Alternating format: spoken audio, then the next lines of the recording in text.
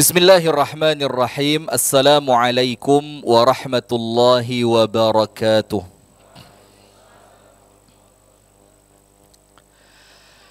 Bismillahirrahmanirrahim. Alhamdulillahi rabbil alamin. Wa sallallahu wa sallama wa baraka ala nabiyyina wa maulana Muhammadin wa ala alihi wa sahbihi ajma'in.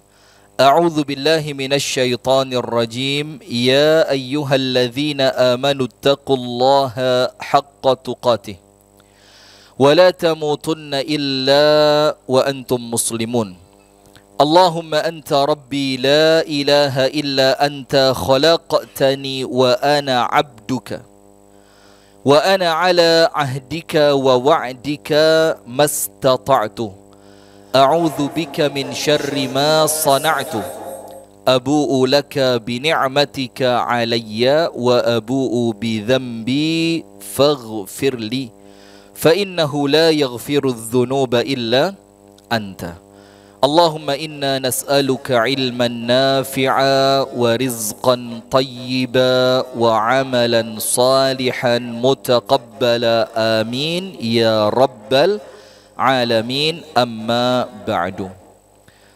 Jamaah sekalian, teman-teman yang dirahmati oleh Allah Subhanahu wa taala di rumah kajian musyawarah, yang semoga kita bersama senantiasa dirahmati Allah, dimuliakan Allah, dan mendapatkan bimbingan, taufik dan hidayah dari Allah Subhanahu wa taala. Alhamdulillah, kita bersyukur kepada Allah di pagi hari ini. Kita dipertemukan Allah dalam majlis yang mulia ini dalam rangka mengkaji salah satu ilmu yang ini merupakan salah satu ilmu yang penting untuk kelangsungan rumah tangga orang-orang yang beriman. Karena setiap kali kita sholat, kita mesti mengucapkan ihdinas siratal mustaqim. Tunjukilah kami ya Allah menuju jalanmu yang lurus. Kalimat ihdinas siratal mustaqim itu ditafsirkan oleh para ulama termasuk Asy-Syaikh Ali As-Sabuni dalam kitabnya Safwatut Tafasir. Itu maknanya tiga. Makna ihdinas siratal mustaqim yang pertama untuk orang-orang yang non-Islam.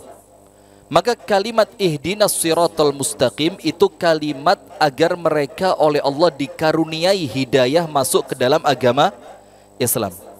Kemudian makna yang kedua untuk orang Islam, kalimat ihdinas siratal mustaqim itu hidayah yang merupakan taufik. Taufik itu adalah kemampuan untuk mengamalkan Islam. Maka setelah kita berislam, kita minta kepada Allah agar Allah karuniakan kita kemampuan agar Islam itu bisa kita amalkan. Kemudian makna yang ketiga, ats-tsabatu bil islami ilal mamat. Kita minta kepada Allah agar tetap istiqomah, membawa Islam kita, membawa iman kita sampai kita meninggal dunia. Dan itulah makna dari ayat Al-Quran, وَلَا تَمُوتُنَّ إِلَّا وَأَنْتُمْ مُسْلِمُونَ. Sehingga ketika kita berdoa kepada Allah, ihdinas siratal mustaqim, maka tidak mungkin hidayah menuju jalan yang lurus itu Allah berikan lewat mimpi, itu mustahil. Kemudian lewat hasil apa? Semedia. Antum tahu semedia? Sekarang lagi rame ustadz yang katanya suka meditasi, la haula wala quwata illa billah. Itulah orang usil ya. Gak ada kerjaan. Biarinlah, kenapa harus dipermasalahkan? Yang satu ikut meditasi lah, yang satu mau mediasi perceraian lah, itu urusan mereka ya. Gak usah kita ikut campur. Sudah? Maka tidak mungkin hidayah itu turun kecuali lewat apa? Asbab hidayah. Nah, salah satu di antara sebab turunnya hidayah itu ilmu. Maka menjadi aneh, menjadi lucu ketika seseorang itu meminta kepada Allah hidayah, tapi tempat-tempat turunnya hidayah tidak dia datangi. Maka kalimat ihdinas siratal mustaqim itu seperti orang yang minta rezeki tanpa mau bekerja. Nah, maka dengan itu menjadi suatu hal yang lazim apabila kita meminta hidayah kepada Allah, maka kita ini mengikhtiarkan agar hidayah itu datang kepada kita setelah kita memintanya. Contoh, ada seorang sahabat Nabi yang kemudian ketika tali sendalnya putus, Disebutkan dalam hadis yang sahih bahwasannya mereka saking khawatirnya mengandalkan kemampuan diri sendiri, ketika tali sendal mereka itu putus, itu mereka berdoa dulu minta kepada Allah baru berangkat ke pasar. Jadi mereka berdoa, ya Allah tali sendalku putus, ya Allah maka berikan untukku yang baru. Setelah mereka berdoa seperti itu, baru mereka bergerak menuju mana? Menuju pasar. Sehingga ketika mereka mendapatkan itu, mereka tidak menganggap itu adalah hasil kerja keras mereka, tapi mereka menganggap ini murni pemberian dari Allah. Nah, sama seperti kita sekarang. Ketika kita meminta hidayah kepada Allah, ihdinas siratal mustaqim, termasuk hidayah untuk memperbaiki rumah tangga kita masing-masing, maka dengan itu kemudian kita datang ke tempat yang dimana di tempat itu Allah turunkan hidayah, yaitu majelis ilmu. Alhamdulillah. Salawat beriring salam semoga tercurahkan kepada uswah kita baginda Nabi besar Muhammad sallallahu alaihi wasallam. Ini pas bulannya juga bulan Rabiul Awal, atau bisa dibilang bulan Maulid Nabi. Maka ada satu tadabbur ayat. Anda nanti insya Allah di rumah masing-masing silakan dibuka pada surah Al-Ahzab ayat yang ke-21. Ini ayatnya insya Allah semua sudah hafal ya. Apalagi santri ini insya Allah sudah hafal. Di mana Allah Ta'ala berfirman, A'udzubillahi minasyaitonirrajim, Laqad kana lakum fi rasulillahi uswatun hasanah. Sehingga Nabi Muhammad itu muncul oleh Allah, dihadirkan oleh Allah, diutus.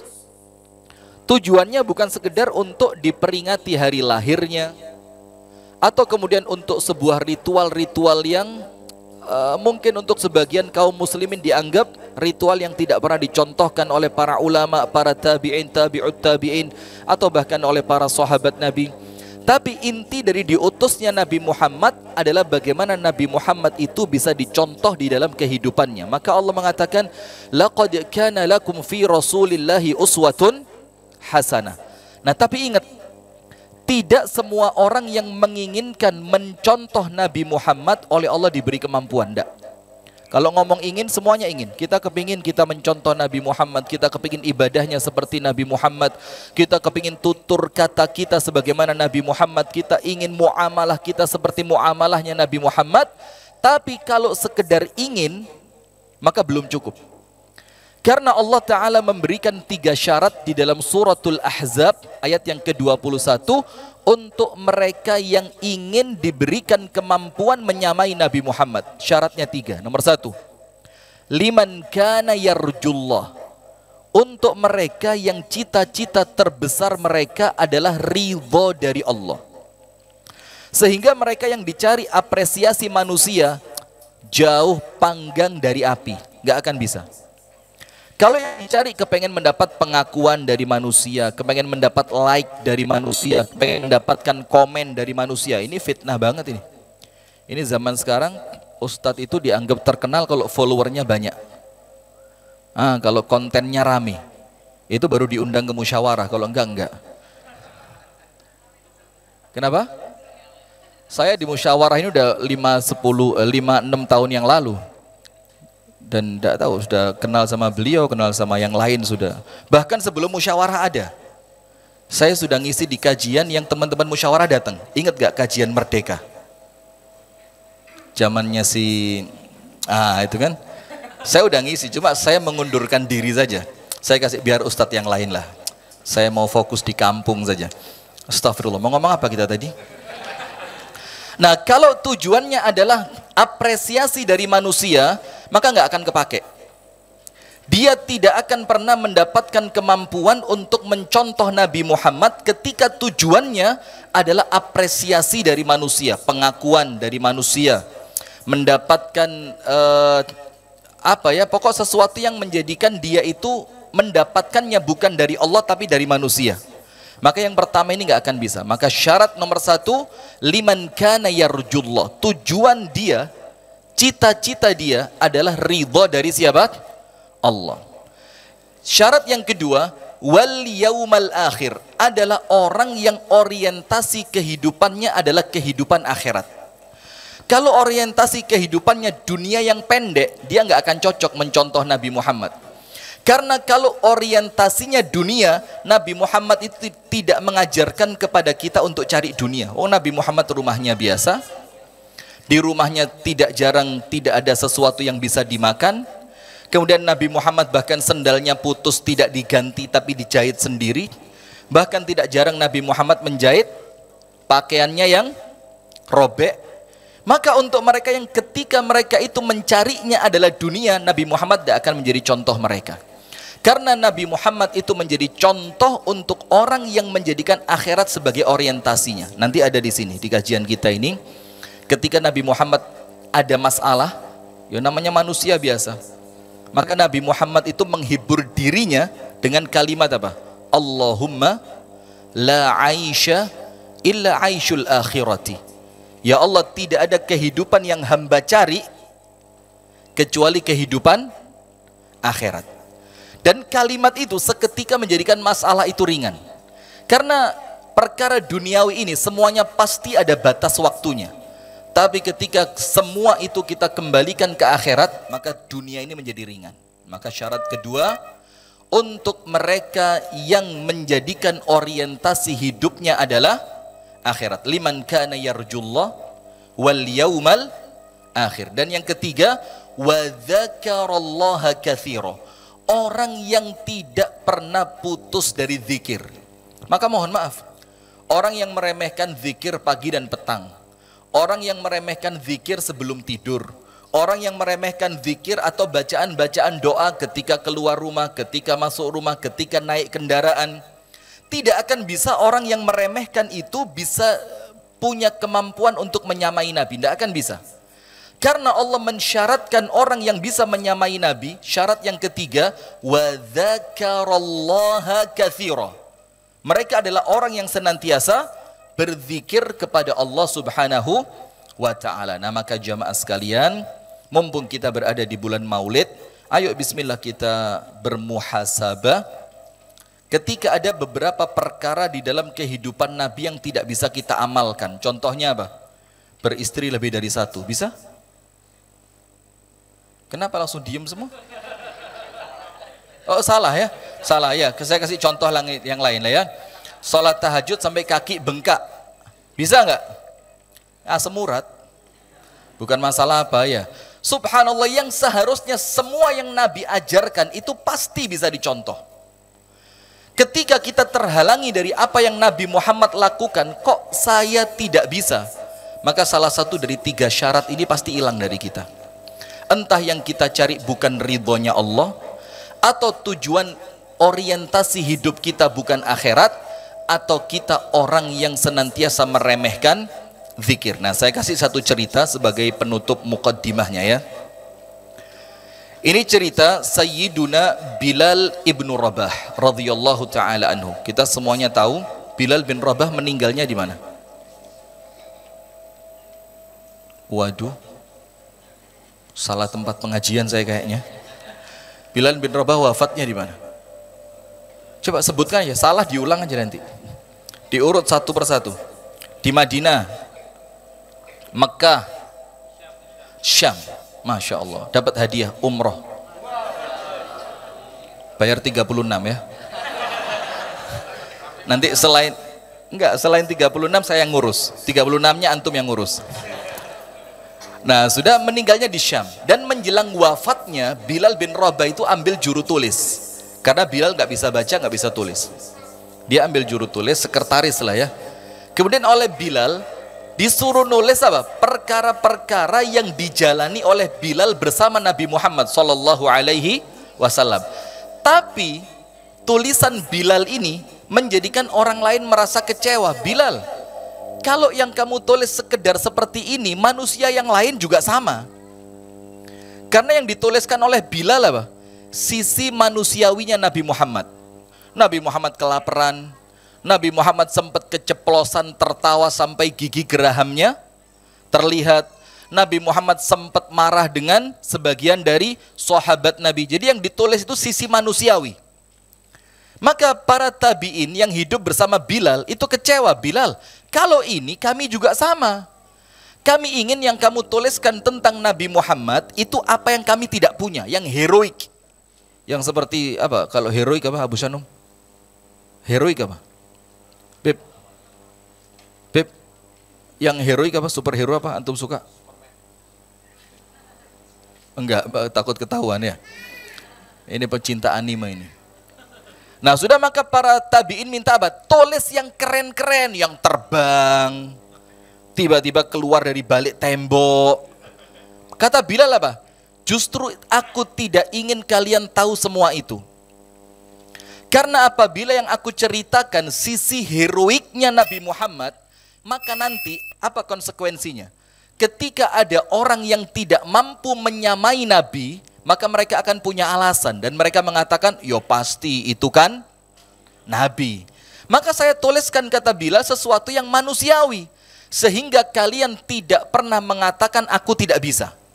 Karena Nabi Muhammad adalah manusia biasa yang sama seperti kita, bedanya cuma satu, yuha ilayya. Nabi Muhammad mendapatkan wahyu. Nah maka jamaah sekalian, apabila ada di antara syariat Nabi Muhammad SAW, sunnah Nabi Muhammad SAW yang sementara ini belum bisa kita amalkan, maka ayo dicek. Boleh jadi 3 syarat dalam surah Al-Ahzab 21 ini dalam diri kita masih belum ada. Mencari ridhonya Allah, menjadikan akhirat sebagai orientasi kehidupan kita, dan yang terakhir menjadi orang yang senantiasa berzikir kepada Allah Subhanahu wa Ta'ala. Baik, ini saya mau pakai bahasa Inggris atau bahasa Indonesia saja? Arab? Jawa? Ini paling memudahkan ini. Paling memungkinkan ya. Nah kita pakai bahasa Indonesia aja ya. Saya khawatir kalau saya pakai bahasa Inggris Anda tidak ngerti nanti. Malah rugi saya jauh-jauh ke sini ya. Karena saya tinggalnya di kampung Inggris.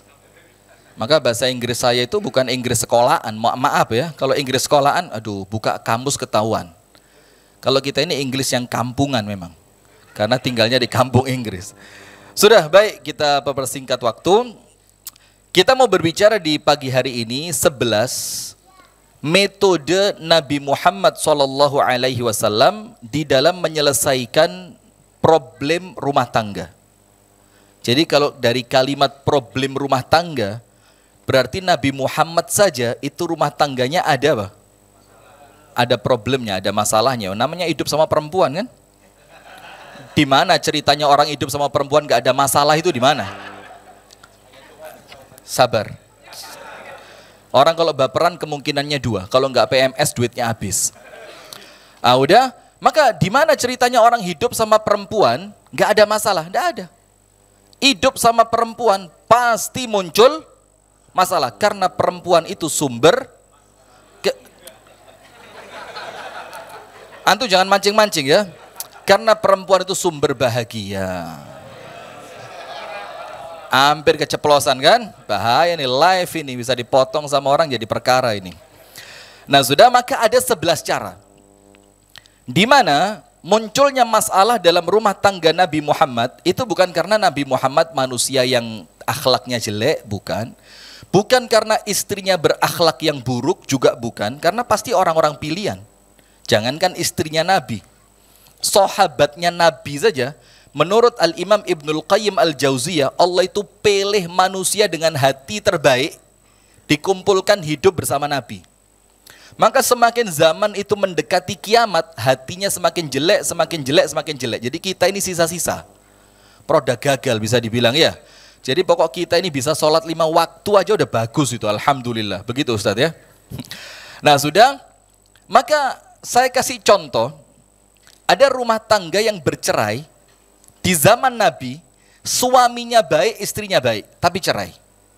Maka saya sempat punya satu video, udah video lama, dari ini sampai sekarang masih jadi polemik. Saya bilang di video itu, cerai itu ibadah.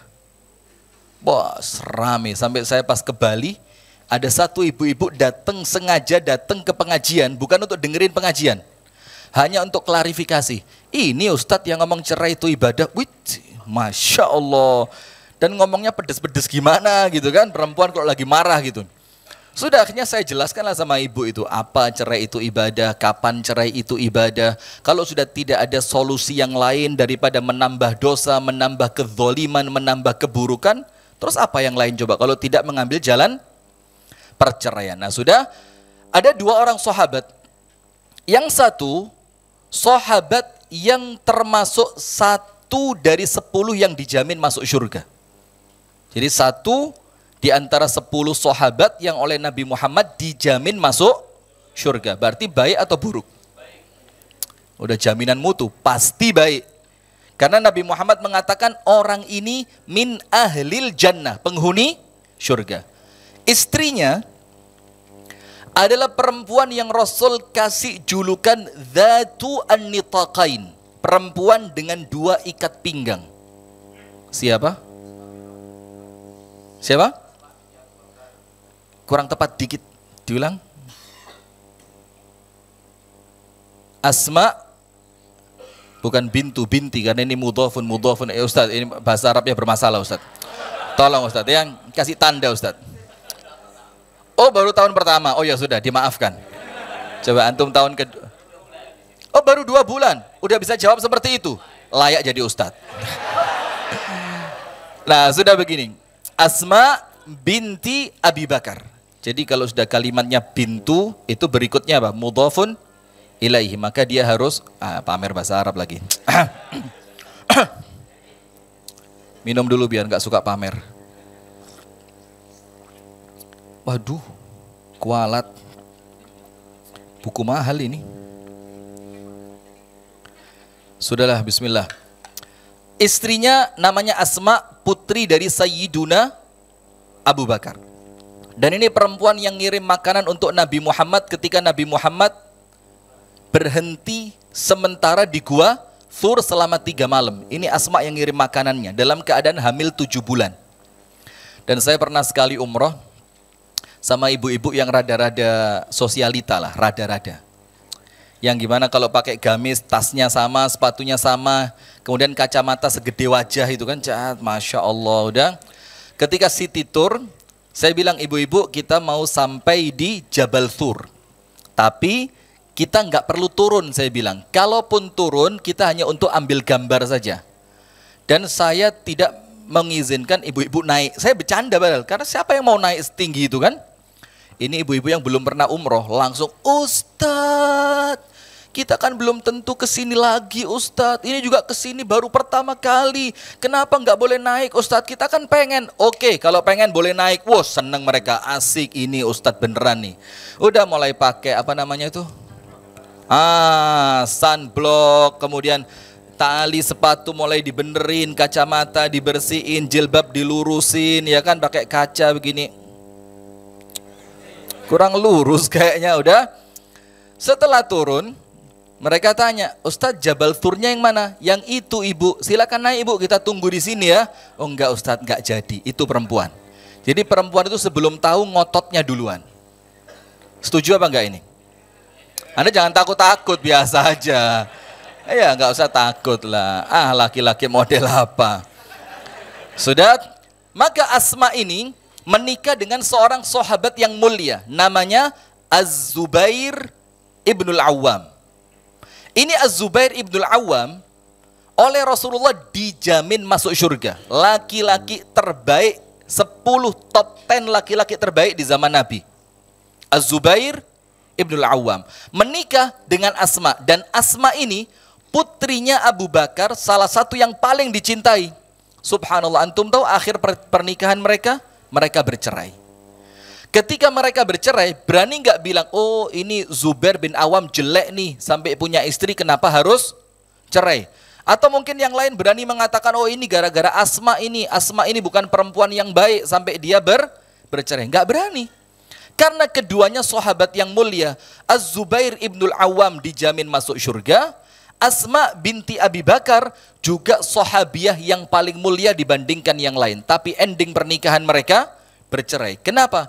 Karena mereka memahami perceraian itu adalah solusi dari masalah. Jadi setelah cerai nggak ada bongkar-bongkar aib, manggil media. Jadi begini ya, saya udah 2 tahun terakhir tidak dinafkahi itu, jadi suami saya ini. Nggak ada cerita manggil media, di zaman itu belum ada juga ya. Nah sudah, maka ternyata jamaah sekalian, masalah di dalam rumah tangga itu memang ada. Tujuannya apa? Untuk mendewasakan, untuk bahkan menjadikan kita mendapatkan pahala yang lebih, untuk menghapuskan dosa-dosa kita, untuk menjadikan kita orang yang semakin dekat kepada Allah, dan termasuk di dalam rumah tangganya Rasulullah Sallallahu Alaihi Wasallam. Tapi ingat, untuk Nabi Muhammad Sallallahu Alaihi Wasallam perlu diingat satu perkara. Ini poin penting untuk berbicara tentang rumah tangganya Nabi. Kalau kita berbicara rumah tangga Nabi Muhammad, satu ini nggak boleh hilang. Apa itu? Rasulullah mengatakan khairukum khairukum li ahlihi wa ana khairukum li ahli. Orang yang paling baik di antara kalian adalah mereka yang bisa berbuat baik kepada istrinya. Dan akulah, kata Nabi Muhammad, orang yang paling baik kepada istrinya dibandingkan kalian semuanya. Nah, kenapa begitu? Sekarang kita lihat. Orang kalau baik sama teman itu banyak niatannya. Khawatir dibilang pelit, khawatir dibilang gak asik, khawatir nanti jadi bahan omongan, khawatir nanti nggak dijadikan teman lagi, khawatir nanti diboikot, macam-macam. Itu kalau baiknya sama teman, atau sama tetangga, atau sama siapa. Tapi kalau baik itu kepada istri, itulah disebutkan oleh para ulama, inilah baik yang hakiki. Karena orang itu sama istrinya jaim, itu paling di awal pernikahan. Coba, antum dulu berapa lama Ustaz jaim sama istri? Nggak berani buka pakaian di kamar, harus kamar mandi dulu. Berapa bulan itu? 2 hari? Wih parah, 2 hari udah hilang. Masya Allah, 2 hari doang. Antum kayaknya perlu nambah deh. Perlu nambah harinya maksudnya, jangan. Sudah. Bahaya lagi. Nah, maka dengan itu banyak orang di depan istrinya mesti jaim kan. Mungkin awal, maaf ya bahasanya memang begitu, pengen kentut ditahan. Lari dia keluar kamar, baru keluar, pang gitu, kenceng. Terus masuk lagi, abis ngapain di luar kamar? Enggak, cari angin. Bukan cari angin, buang angin. Nah itu paling bertahan sebulan, 2 bulan, 3 bulan. Kalau saya sampai 12 tahun masih jaim saya sama istri saya. Ya ini antum nggak percaya kan? Ya bagus, emang seperti itu. Nah sudah, maka ketika jaimnya sudah mulai hilang, ternyata dia tetap baik sama istrinya, maka baiknya bukan baik yang dibuat-buat, tapi baik yang asli. Dan ketika seseorang itu bisa baik sama istrinya, dengan orang lain pasti baik. Maka itulah Nabi Muhammad memberikan standar orang itu baik, bukan ketika dia baik kepada tetangga, kepada teman, kepada kolega, kepada bos, bawahan, atau yang lain. Tapi orang itu baik yang asli ketika kebaikan itu dia lakukan kepada istrinya. Nah maka sekarang sebaliknya berarti, jangan sok baik di depan orang lain kalau istrimu suka nangis di rumah gara-gara perbuatanmu. Setuju ibu-ibu? Tepuk tangan dong, Masya Allah. Seneng dia, nggak tahu ntar lagi dibantai ini. Udah. Karena semua masalah rumah tangganya Nabi Muhammad permasalahannya di istri. Dan kira-kira kita pun sama ini ya. Kan laki-laki itu jarang yang bermasalah. Memang luar biasa. Dan saya tidak perlu pembetulan dari Anda, udah pasti betul ini. Begini ya. Nah maka dengan itu, orang ketika dia di luar sok baik, ketemu orang sopan. Dan itulah kenapa subhanallah. Termasuk yang menjadikan saya akhirnya, saya bilang sama beliau ini, saya nggak maulah diundang Hijrah Fest lagi. Karena apa? Karena ngaji itu sekarang, kalau tampil bersama, atau satu hari beberapa ustadz bergantian, itu menjaga hati susah banget. Kalau bahasa beliau cuma sekedar selebrasi dakwah saja. Hanya keren-kerenan, keren tampilan, keren dalil, keren cara penyampaian, cuma itu aja. Setelah itu, kalau dilihat nanti ternyata jamaah ketika dia yang ngisi paling antusias, pulang bangga. Ketika anak yang ngisi gak ada yang ngantuk tuh. Akhirnya apa? Malah jadi nata hatinya susah. Sekarang mendingan begini aja lah, kita ngaji sendiri-sendiri begini aja, yang penting tujuan kita sama. Yang penting tujuannya sama. Nah sudah, maka hadirin sekalian, apabila Rasulullah SAW menceritakan masalah di dalam rumah tangganya, satu poin yang wajib kita pegang. Apa itu? Rasulullah Shallallahu Alaihi Wasallam adalah suami yang terbaik kepada siapa? Kepada istrinya. Maka semua yang dilakukan Nabi, bahkan ketika Nabi Muhammad itu lahdah. Lahdah itu memukul dadanya Ibunda Aisyah. Bayangin, antum pernah dengar Ustaz? Jadi Rasulullah itu pernah dadanya Ibunda Aisyah itu dipukul begini, tak gitu. Sampai Ibunda Aisyah bilang apa? Engkau menyakitiku, kata Ibunda Aisyah. Maka Rasulullah bilang, apakah kamu kira Allah dan Rasulnya akan menyakiti orang seperti kamu? Bukan, ini bukan menyakiti tapi mendidik kamu. Tapi terkadang perlu ada apa? Pukulan. Berarti ketika Nabi Muhammad memukul, tapi lahdah itu bukan dharaba. Kalau dharaba itu begini, bang. Kalau lahdah itu perempuannya di sini, tangannya ditempelin, kemudian didorong. Apa bahasanya? Dijorokin, ditoyor. Waduh, kriminal ini, KDRT ini. Tolong ya, ini kamera dihadapkan ke beliau, nanti kita urus ini. Jadi kalau lahdah itu seperti ini tembok ini kan, ini tangan ditekan ke arah dadanya perempuan, nyut gitu. Itu namanya lahdah. Tapi ketika Nabi Muhammad melakukan itu, yang wajib kita yakini itu terbaik. Itu yang terbaik. Tapi ingat, tidak langsung tiba-tiba langsung seperti ini. Pasti ada tahapan-tahapan sebelum Nabi Muhammad mengobati masalah rumah tangganya dengan cara lahdah. Baik, sekarang kita baca yang pertama. Al-mabhathu al-awwalu uslub al-ibtisamati wad-du'abah. Cara Nabi Muhammad yang pertama ketika di rumah tangganya muncul masalah, itu diselesaikan dengan candaan dan senyuman. Enggak dianggap penting. Sama Rasulullah cuma diapain? Disenyumin. Dan Rasulullah menyelesaikan itu dengan candaan. Nah tapi ingat, masalahnya apa, cara menyelesaikannya bagaimana, itu berbeda. Bukan kemudian masalahnya genting diselesaikan dengan senyuman. Nah ini enggak gentleman ini. Ini kekanak-kanaan.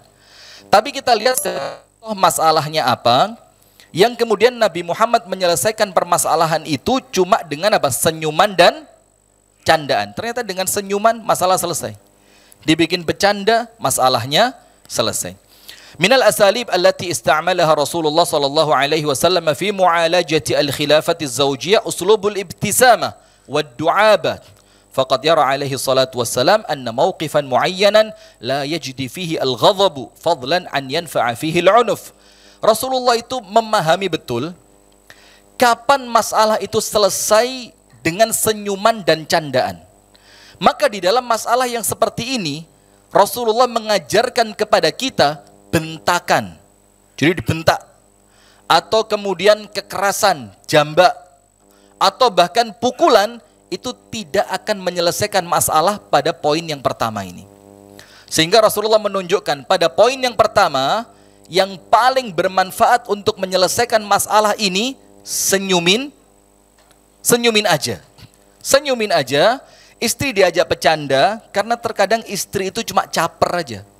Dia merasa tidak diapresiasi, dia merasa sudah dandan cantik, kok tidak ada pujian yang keluar dari lisannya suami, akhirnya dia mulai mencoba membandingkan dia dengan istri yang lainnya. Tujuannya apa?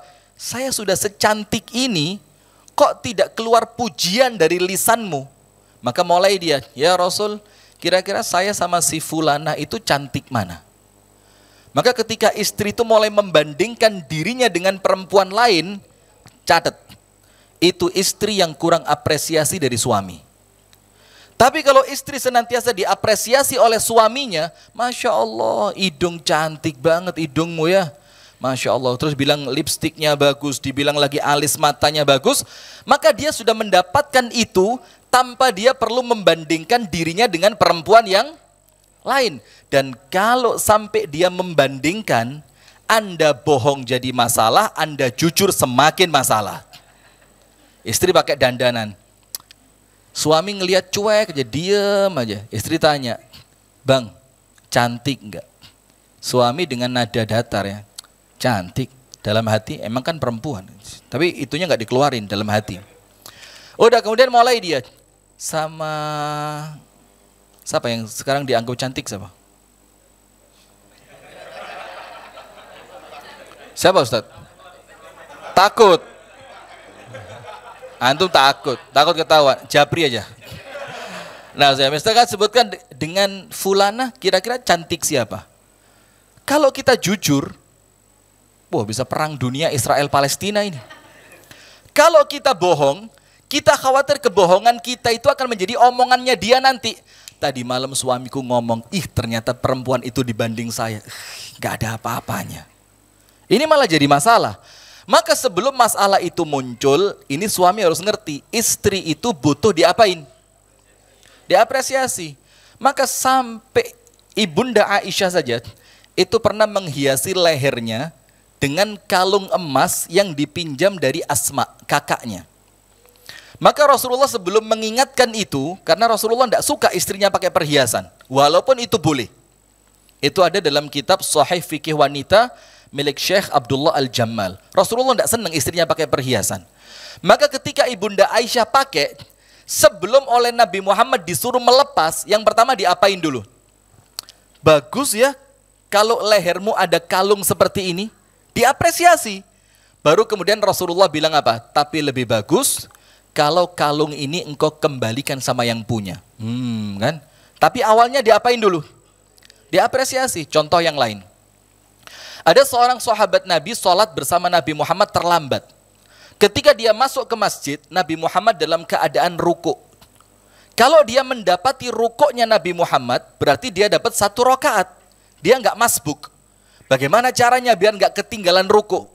Mulai pintu masjid sampai masuk ke dalam shaf, dia ruku sambil berjalan. Allahu Akbar, ruku sambil jalan. Karena khawatir apa? Ketinggalan 1 rakaat. Ketika Nabi Muhammad tahu kejadian tadi, apa yang terjadi? Oleh Nabi Muhammad ditanya, man yaf'alu kadza wa kadza? Siapa tadi yang ruku sambil jalan? Kemudian salah seorang sahabat itu angkat tangan, saya ya Rasul. Bagaimana cara Rasul mengingatkan? Lihat. Zadakallahu hirsa. Semoga semangatmu oleh Allah ditambah. Berarti Nabi Muhammad mengapresiasi kamu melakukan itu karena memang kamu punya apa? Semangat. Mudah-mudahan semangatnya ditambah. Baru terakhirnya dibilang apa? Wala ta'ud, tapi jangan diulangi. Inilah cara bagaimana Nabi Muhammad itu mengingatkan. Nah, termasuk ketika terjadi masalah dengan istrinya, ini cara untuk menyelesaikan masalah itu dengan cara apa? Tersenyum dan bercanda. Ada hadisnya. Ini ceritanya begini. وقد جاءت في السنة المطهرة نماذج كثيرة تبسمه صلى الله عليه وسلم وقت الخلاف. Banyak sekali contoh di mana Nabi Muhammad itu tersenyum ketika terjadi percekcokan dengan istrinya. Wa uqassiru hahuna ala namudhajin wahidin li bayani hadzal uslub. Dan saya ceritakan di sini satu hadis saja untuk memberikan kepada kita contoh bahwa Nabi Muhammad menyelesaikan masalah itu dengan senyuman. Ceritanya begini. Suatu hari an Aisyah radhiyallahu taala anha qalat, qala Rasulullah sallallahu alaihi wasallam, ya Rasulullah, ara'aita law nazalat wadiyan fihi syajara qad ukila minha wa wajadta syajaran lam yu'kal minha ayyuhuma kunta tarta'u ba'iraka? Ya Rasul, begini ceritanya ya Rasul. Ini Ibunda Aisyah tanya. Kalau engkau memiliki 2 padang rumput, ini kalau bahasa kita ya, ada 2 padang rumput. Kemudian engkau akan menggembalakan kambingmu.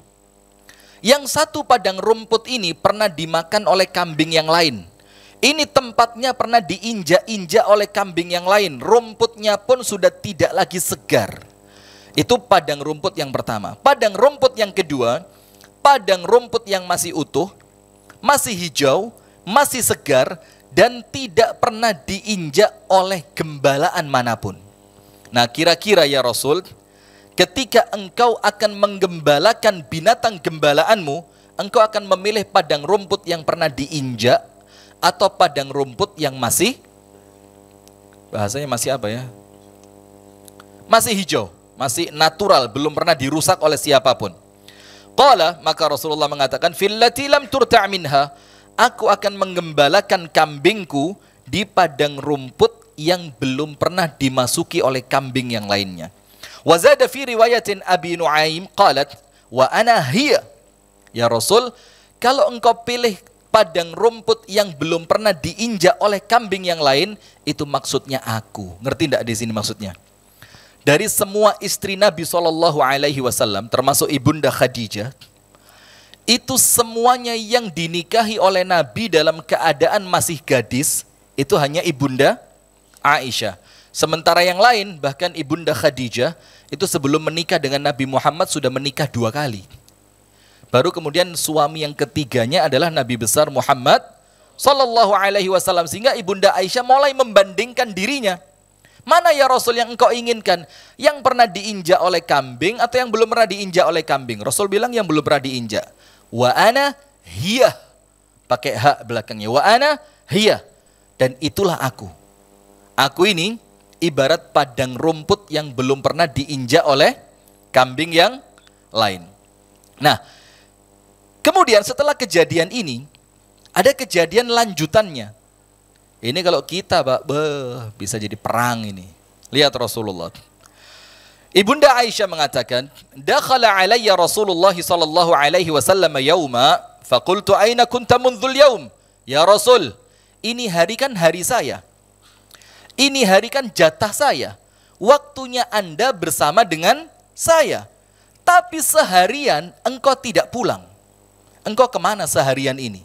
Rasulullah sallallahu alaihi wasallam mengatakan, ya Humaira, kuntu inda Ummi Salamah. Wahai Humaira, istriku Ibunda Aisyah yang pipinya kemerah-merahan, kuntu inda Ummi Salamah. Seharian ini saya berada di rumahnya siapa?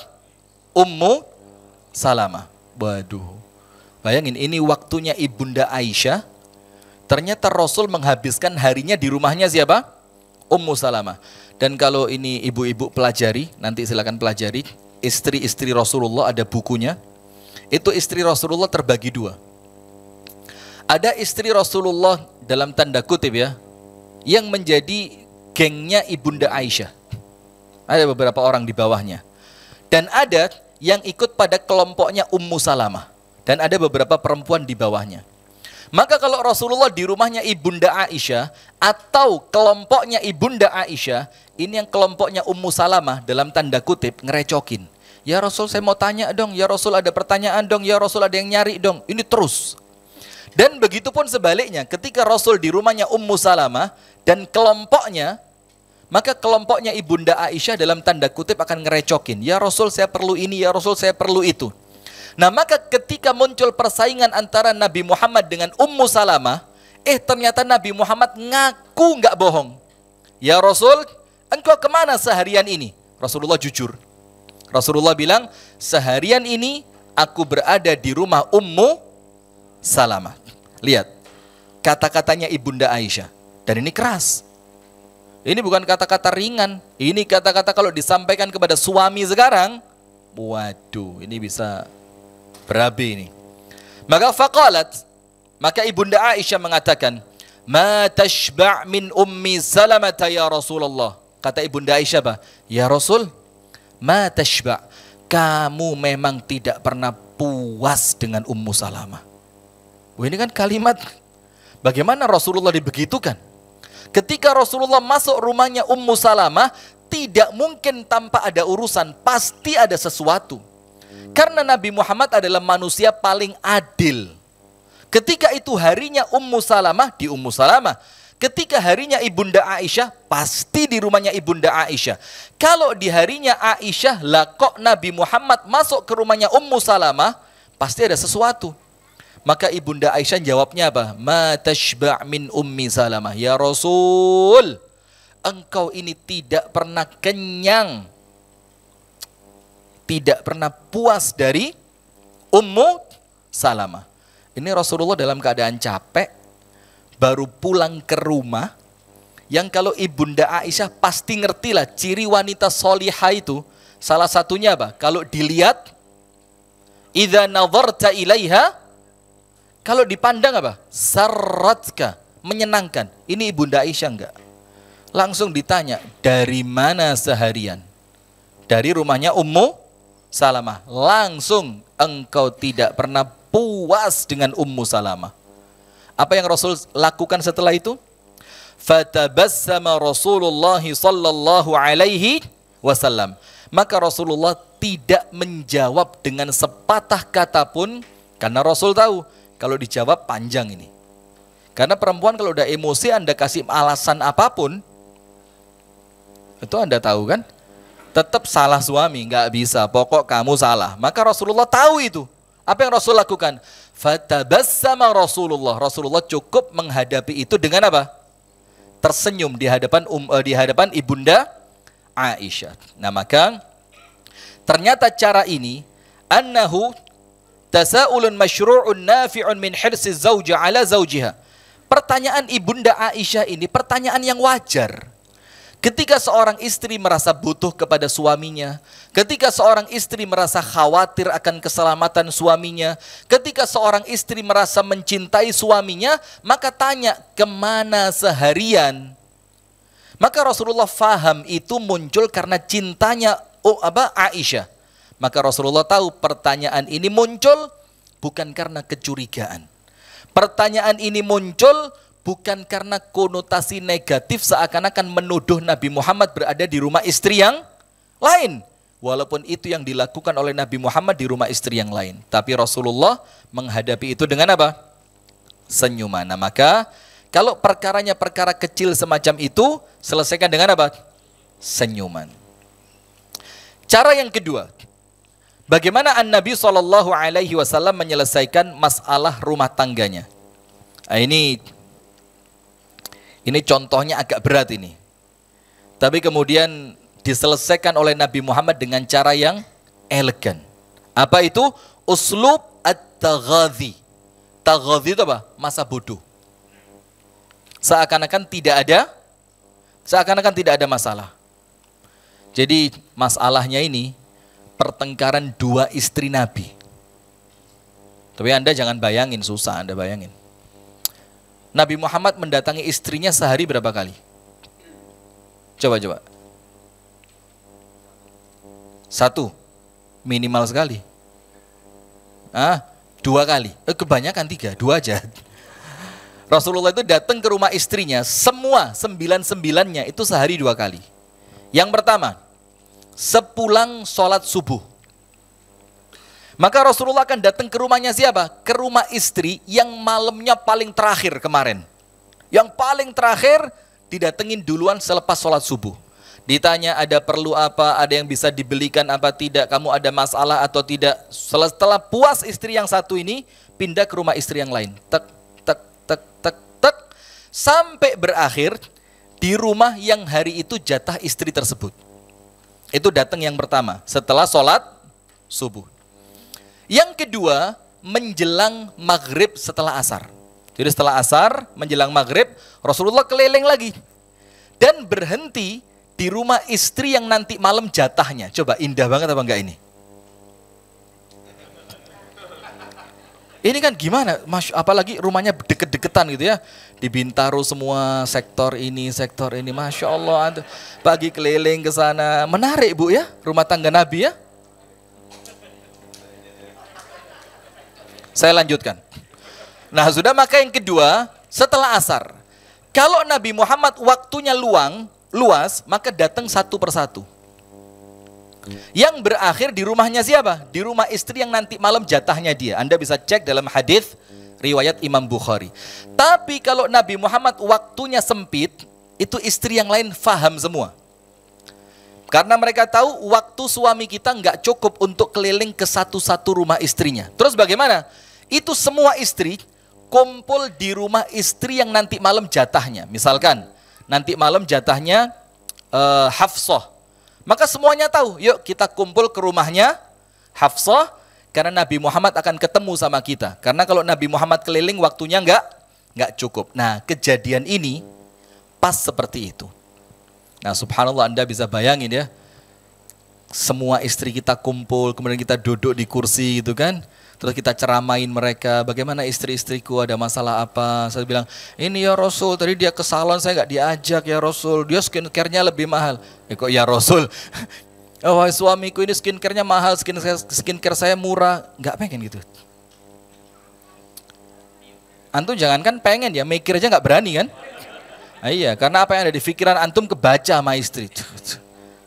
Jadi antum mikir gini, di atas kepala ada kayak kartunnya gitu. Satu suami, istrinya 4, tak tak tak tak, langsung istri pegang, cap. Ayo kamu mikir apa nih, langsung dibuang sama istri, peng, nggak ada. Udah. Kejadian yang kedua ini, taghadhi itu menganggap tidak ada masalah.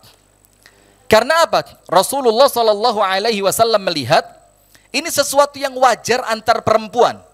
Yang laki-laki tidak perlu ikut campur di dalam urusan tersebut. Kalau laki-laki masuk, tambah runyam. Kenapa? Yang berselisih keduanya istrinya Nabi. Kalau Nabi belain yang satu sakit hati. Kalau Nabi belain yang satunya lagi, yang satunya akan marah.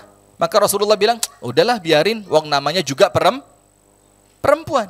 Biasa. Maka oleh Nabi Muhammad, taghadhi. Taghadhi itu adalah apa? Rasulullah menganggap masalah itu tidak ada. Ceritanya begini.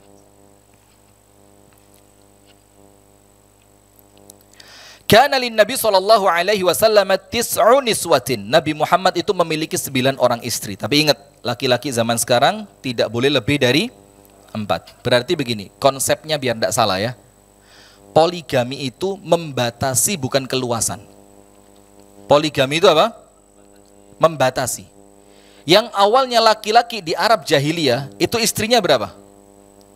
Tidak terbatas. Bahkan tidak jarang laki-laki itu istrinya 12. Yang kemudian salah satu dari istrinya laki-laki itu masih muda. Ketika bapaknya meninggal, itulah cerita ibunya diwarisi. Pernah dengar gak? Ketika bapaknya meninggal, salah satu yang menjadi warisan itu siapa? Ibunya, tapi bukan ibu kandungnya. Ibu dari istri bapak yang lain. Yang kelihatan masih cantik, masih muda itu diwarisi. Nah, ketika Islam itu datang, Islam membatasi maksimal berapa? 4. Nah, maka Islam itu bukan memberikan keluasan, tapi apa? Membatasi. Karena Islam melihat yang bisa di-handle oleh laki-laki itu tidak lebih dari 4. Maka kalau satu suami hanya dikuasai oleh satu orang istri, itu keserakahan. Karena ini seharusnya jatahnya 4 orang dikuasai 1 orang. Berarti ini istri yang apa namanya?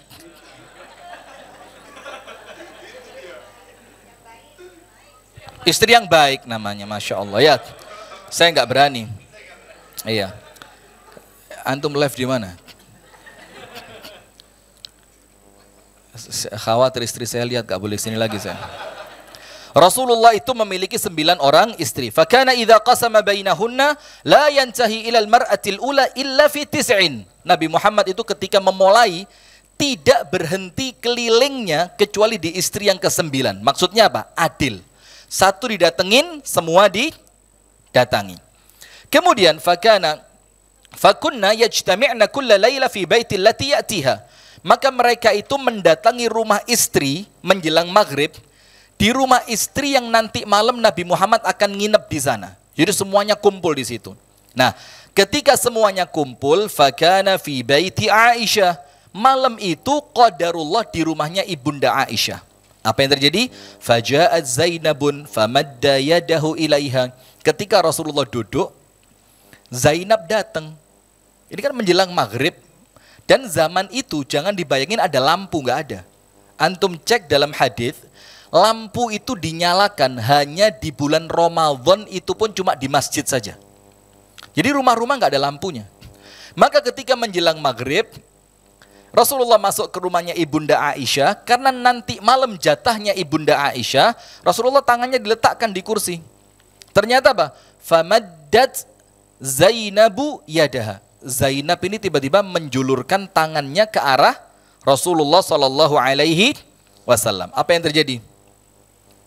Faqalat, maka ibunda Aisyah langsung narik tangannya Rasul. Cret, ditarik kenceng-kenceng. Ini rumah saya, ini malam saya.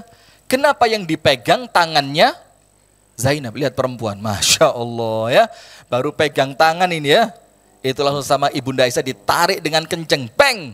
Terus ibunda Aisyah mengatakan, hadhihi Zainab ya Rasulullah. Ya Rasul, ini yang engkau pegang bukan tanganku. Ini tangannya siapa? Zainab. Karena Ibunda Aisyah merasa ini perempuan lain di rumah saya ini. Gak boleh mereka menguasai, ini rumah saya, maka Rasul malam ini jatah saya, maka tidak ada yang boleh dipegang oleh Rasul kecuali saya. Ketika itu, hadhihi Zainab ya Rasulullah, ini Zainab. Fakafan Nabi sallallahu alaihi wasallam yadahu. Fatanawalat fataqawalata hatta istakhabata. Maka Rasulullah langsung melepaskan tangannya. Yang terjadi apa? Kedua perempuan ini langsung berantem. Mereka langsung apa?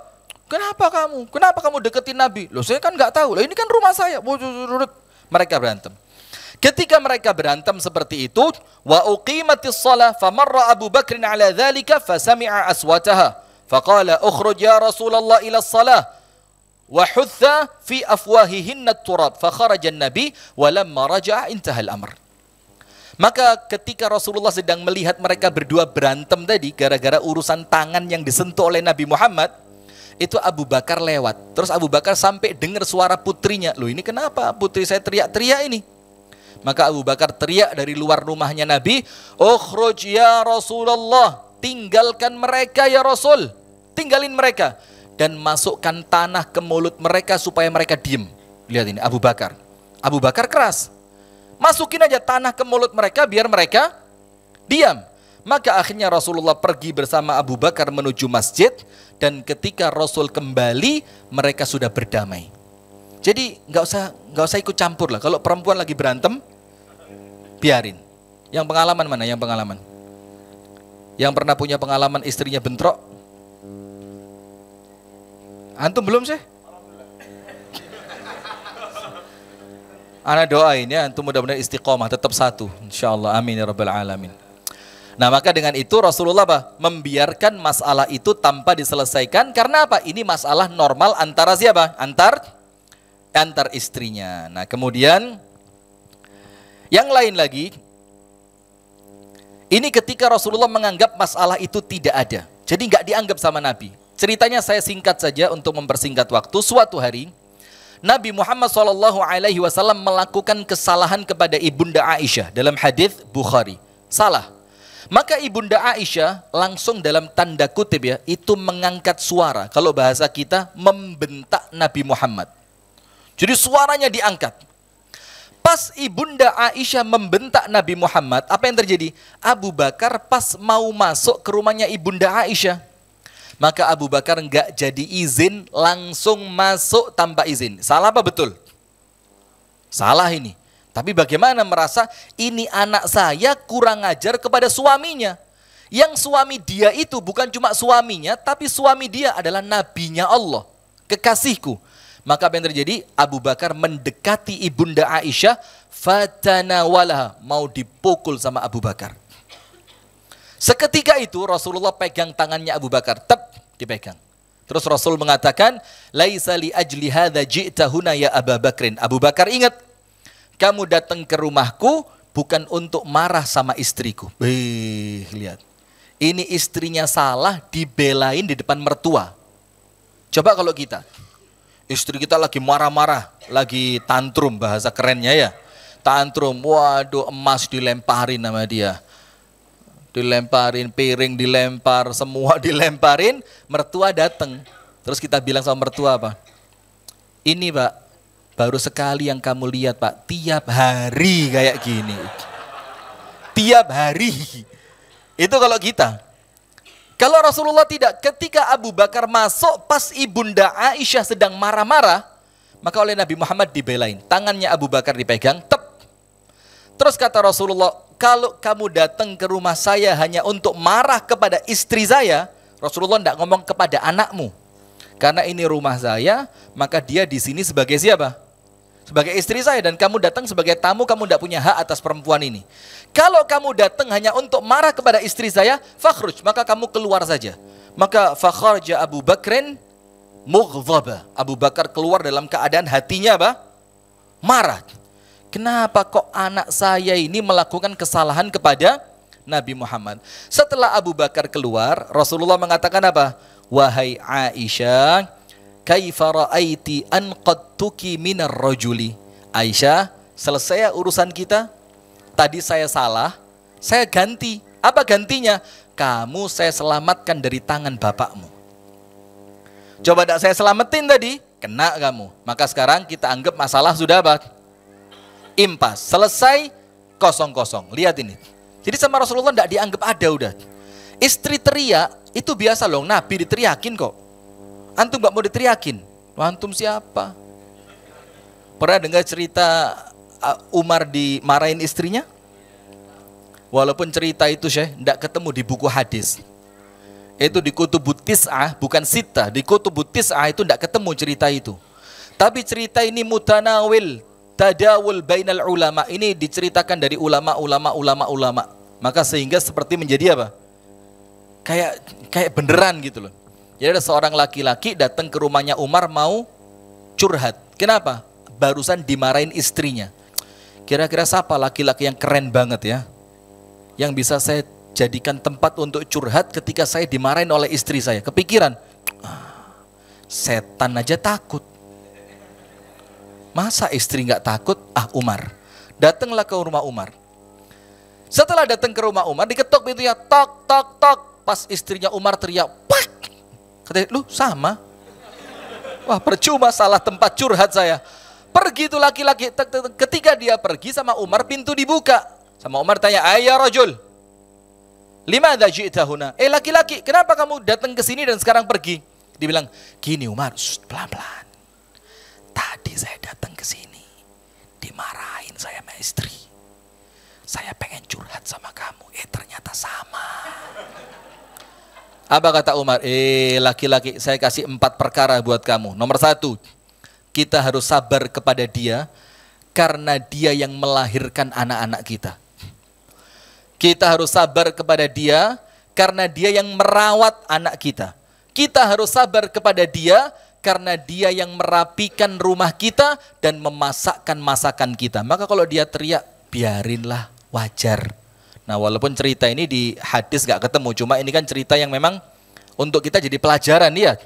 Karena istri itu keluar dari rumah orang tuanya, datang ke rumah kita, itu dengan harapan besar bakal disenengin, dimuliakan, dicintai, dihargai, dihormati. Kalau ternyata dia masuk ke rumah kita dibentak, disakiti, dikhianati, wah kita zalim luar biasa kan. Nah sudah, maka Rasulullah SAW apa? Melakukan masalah ini, menyelesaikannya dengan cara apa? Dengan cara seakan-akan masalah itu tidak ada. Tidak lama setelah itu Abu Bakar lewat lagi. Setelah tadi Abu Bakar lewat dalam keadaan marah, Abu Bakar lewat lagi. Ternyata apa? Rasulullah dan Ibunda Aisyah sedang ketawa-ketawa. Maka Abu Bakar ketok pintu. Kalian masukkan saya ketika kalian bermasalah, maka sekarang masukkan saya ketika kalian ketawa-ketawa. Masa saya dimasukin ketika ada masalah tok? Nah maka akhirnya Abu Bakar oleh Rasulullah diizinkan masuk dan masalahnya selesai. Lihat, cara kedua apa? Dianggap gak ada masalah. Ya mungkin sesekali tinggalinlah keluar sebentar. Masih ada yang suka ngerokok? Ambillah rokok 10 batang gitu, nyalain bareng. Insya Allah selesai itu masalah ya. Itu yang kedua. Yang nomor 1 dengan cara tersenyum dan bercanda. Yang kedua, taghadhi. Taghadhi itu dianggap masalahnya tidak ada. Masa bodoh lah, ini urusan perempuan. Nah, memang perempuan lagi mungkin PMS, mungkin lagi nggak enak hati. Kan perempuan itu kan ibarat cuaca yang senantiasa nggak jelas lah ya. Pagi hari kita keluar rumah tersenyum ceria, kita pulang wajahnya udah kayak singa. Masya Allah, ada masalah apa ini perempuan? Cara ketiga, uslubul hiwar wal iqna'. Cara yang ketiga, mulai sedikit serius. Hiwar. Hiwar itu apa? Diajak diskusi. Diajak apa? Diskusi. Tapi ingat, tidak semua perempuan siap dengan diskusi. Tidak semuanya. Maka tidak semua istri Nabi diajak diskusi. Kecuali beberapa orang istri yang memang secara akal mereka pantas diajak berdiskusi. Contoh. Anda tahu ketika Rasulullah itu niat berangkat haji atau umroh, kemudian ditolak oleh orang kafir Quraisy di daerah Hudaybiyah. Sampai muncul perjanjian apa? Hudaybiyah. Itu kan Nabi Muhammad perintahkan kepada para sahabat, disuruh apa? Ya sudahlah, kita nggak jadi haji tahun ini, silahkan rambutnya dicukur, tahallul, dianggap hajinya selesai, dan binatang hadiyu kalian silahkan disembelih. Satu pun sahabat Nabi nggak ada yang melakukannya, semuanya nggak mau. Bayangin, ini perintahnya Nabi oleh para sahabat tidak dihiraukan sama sekali. Maka Nabi Muhammad masuk ke tendanya Ummu Salamah. Ummu Salamah dewasa, cerdas. Maka Rasulullah bilang, Ummu Salamah, qaumuki, itu loh kaum kamu. Maka pantas, Pak. Anak itu kalau lagi ngeselin, anaknya ibu. Kalau lagi membanggakan, anaknya bapak luar biasa. Nabi Muhammad begitu, ketika ini kaumnya ngeselin, dibilang apa? Kaumnya kamu, Ummu Salamah ini kaum kamu ini. Maka kita ini kalau anak lagi ngeselin dibilang anaknya emak, ya ini semi-semi mencontoh Nabi juga ini. Ada sisi sunnahnya di sini ya. Tapi kalau pas juara 1, hafid Al-Quran, menang lomba pidato, bahasa Arabnya keren, anaknya Abi, Masya Allah. Uminya di dalam cuma gini doang. Anaknya Abi kalau pas pinter ya, kalau pas susah anaknya emak. Nah sudah, maka Rasulullah masuk ke tendanya Ummu Salamah. Rasulullah bilang apa? Qaumuki, itu loh kaum kamu itu. Mereka tidak mau menuruti perintahku. Apa kata Ummu Salamah? Idza sami'ta qawli, ya Rasul, apabila engkau mau mendengarkan nasihatku. Kata Rasulullah, hatin nasihat. Ayo, apa nasihatnya? Gini ya Rasul, mereka itu tidak mendengarkan ucapanmu, tapi mereka mengikuti perbuatanmu. Bagaimana maksudnya? Keluarlah engkau, cukurlah rambutmu, potonglah sembelianmu. Maka mereka akan melakukannya. Betul, oleh Rasulullah diikuti. Rasulullah keluar, panggil tukang cukur, dipotong rambutnya. Langsung para sahabat Nabi semuanya berebut pisau cukur sampai seakan-akan dalam hadisnya mereka itu kayak mau perang. Setelah itu Nabi Muhammad menyembelih binatang kurbannya dan semuanya langsung ikut menyembelih binatang kurban mereka. Nah, di sini ada pelajaran, nurut sama istri itu selamat. Dengerin itu. Nurut sama istri apa? Nah, itu hikmahnya di situ. Maka istri-istri sering-seringlah kasih masukan ke suami ya. Bilang jangan macam-macam kamu. Kalau kita nurut, insya Allah selamat. Itu Nabi Muhammad nurut sama Ummu Salamah, beres urusan. Yang ketiga, yaitu cara berdiskusi. Rasulullah berdiskusi dan meyakinkan supaya apa? Supaya istri itu tidak merasa terzalimi. Ceritanya begini. Suatu hari Rasulullah SAW safar. Ini semua hadisnya sahih. Yang diajak 2 istri. Yang diajak Sofia dan Aisyah. Siapa yang diajak? Sofia dan Aisyah. Anda kalau pergi yang diajak yang mana? Aisyah. Sofiahnya mana? On the way. Amin ya rabbal alamin. Sudah. Untanya Sofia itu untanya kecil, bawaannya banyak. Jadi untanya kecil, sementara barangnya berat. Sementara ibunda Aisyah, untanya besar dan kuat, bawaannya kecil, bawaannya sedikit. Akhirnya untanya Sofia ini lambat jalannya, teng teng teng teng, yang menjadikan rombongan itu tidak bisa berjalan dengan cepat. Maka Rasulullah menghentikan rombongan. Sofia dipanggil, Aisyah dipanggil. Rasulullah perintahkan sahabat, wahai para sahabat, pindahkan barangnya Sofia ke untanya Aisyah. Langsung ibunda Aisyah, Sofia, Sofia, mentang-mentang Sofia. Ya itu kalau bahasa kita kan. Akhirnya ibunda Aisyah dalam tanda kutip ngambek. Kenapa harus barangnya Sofia aku yang bawa? Kenapa untaku harus dibikin tersiksa dengan barang-barangnya Sofia? Ya mungkin skincare-nya lebih banyak, ya mungkin dia bawa baju lebih banyak sehingga kopernya itu berat. Maka ibunda Aisyah ngambek, nggak mau lanjut ikut. Nggak, saya nggak mau ikut, saya mau pulang aja. Nah, perempuan banget kan? Saya nggak mau ikut, saya mau apa?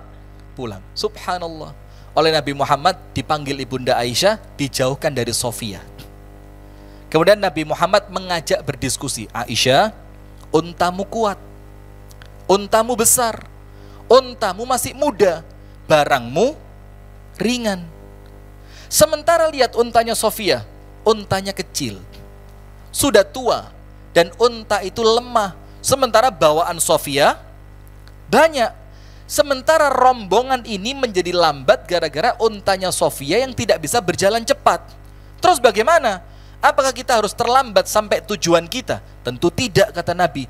Maka dengan itu Aisyah, aku letakkan barangnya Sofia di untamu. Tujuannya apa? Supaya kita bisa berjalan cepat bersama-sama. Setelah dijelaskan, Ibunda Aisyah bilang apa? Ya sudah kalau gitu, saya ikut lagi. Nah maka kadang-kadang perempuan itu yang main bukan ininya, tapi apanya? Ininya. Maaf, astagfirullahaladzim. Tapi apa? Perasaan. Jadi dia nggak main nih. Pokok itu kan mobil saya. Kenapa diisi barangnya? Tapi antum bayangin ini susah sih ya. Tapi minimal cara menyelesaikannya itu dengan cara apa? Diajak berdiskusi. Contoh yang lain. Ini Sofia. Sofia itu istrinya Nabi dari kalangan Yahudi. Dan Sofia ini, mohon maaf ya, perawakannya itu nggak tinggi. Saya mau ngomong pendek kok kayak nggak pantas. Jadi perawakannya nggak tinggi. Bapaknya seorang Yahudi dan keluarga besarnya adalah Yahudi. Maka sering diejek oleh istri-istri Nabi yang lain, termasuk Hafsah. Hafsah itu salah satu yang lisannya paling berani. Dibilang apa? Ya benatal Yahud. Anaknya orang Yahudi. Nangis Sofia. Rasulullah datang, ada apa Sofia nangis? Itu istrimu yang satu itu, yang mana? Memang susah, Anda bayanginnya susah ya, Anda dengerin aja ya. Yang mana?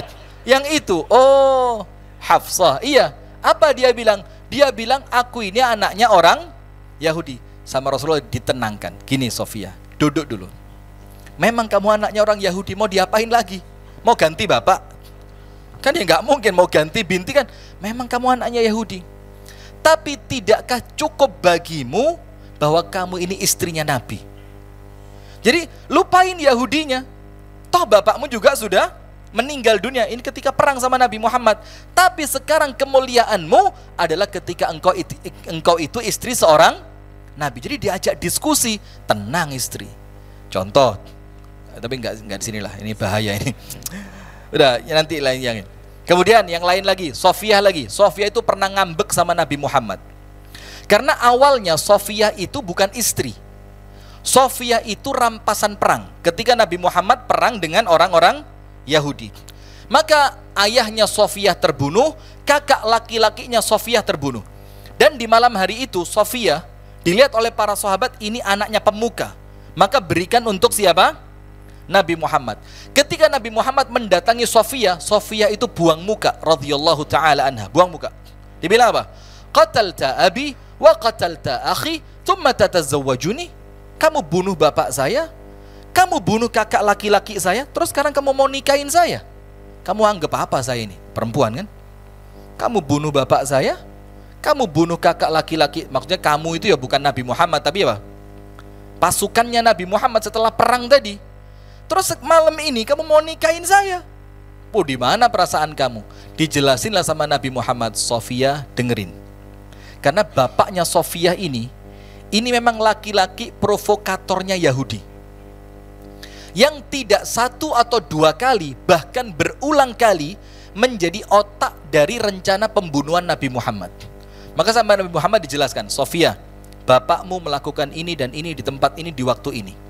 Dijelasin lagi, ayahmu melakukan ini dan itu di tempat ini dan itu untukku. Ayahmu melakukan, ayahmu menyuruh orang membunuhku. Ayahmu mengirimkan orang untuk meracuni makananku. Dijelaskan.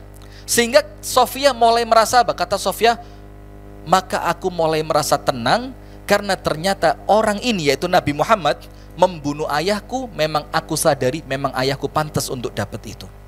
Terus dijelaskan lagi kakakmu.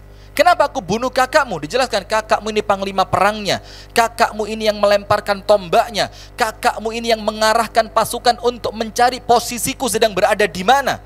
Dan kalau sampai dia sukses, aku mati, kata Rasulullah. Maka pantas kalau kakakmu dibunuh. Maka Sofia bilang, oh ya sudah, kalau memang itu alasannya, memang mereka dalam posisi perang dan pantas untuk dibunuh. Jadi diajak diskusi. Maka termasuk istri yang ketika menganggap uang belanjanya kurang, ajak diskusi aja. Loh ini jangan ketawa, serius ini. Istri mana yang nggak kurang? Coba angkat tangan Bu. Yang merasa uang belanja nggak kurang, angkat tangan. Yang mana? Nggak kurang? Mana suaminya? Saya pengen briefing suaminya ini. Kalau udah nggak kurang berarti sisanya bisa buat anu itu. Bisa buat apa? Bangun masjid, bikin pesantren, bisa insya Allah ya. Barakallahu fiik. Mudah-mudahan qanaah selalu. Sudah, maka dikasih ngomong sama istri, kenapa kok uang belanja segitu kurang? Lihat ini, penghasilanku sekian dan saya tidak sepakat uang itu dipegang istri. Saya nggak sepakat. Oh, setuju. Anda buka surah An-Nisa 34. Surat An-Nisa 34.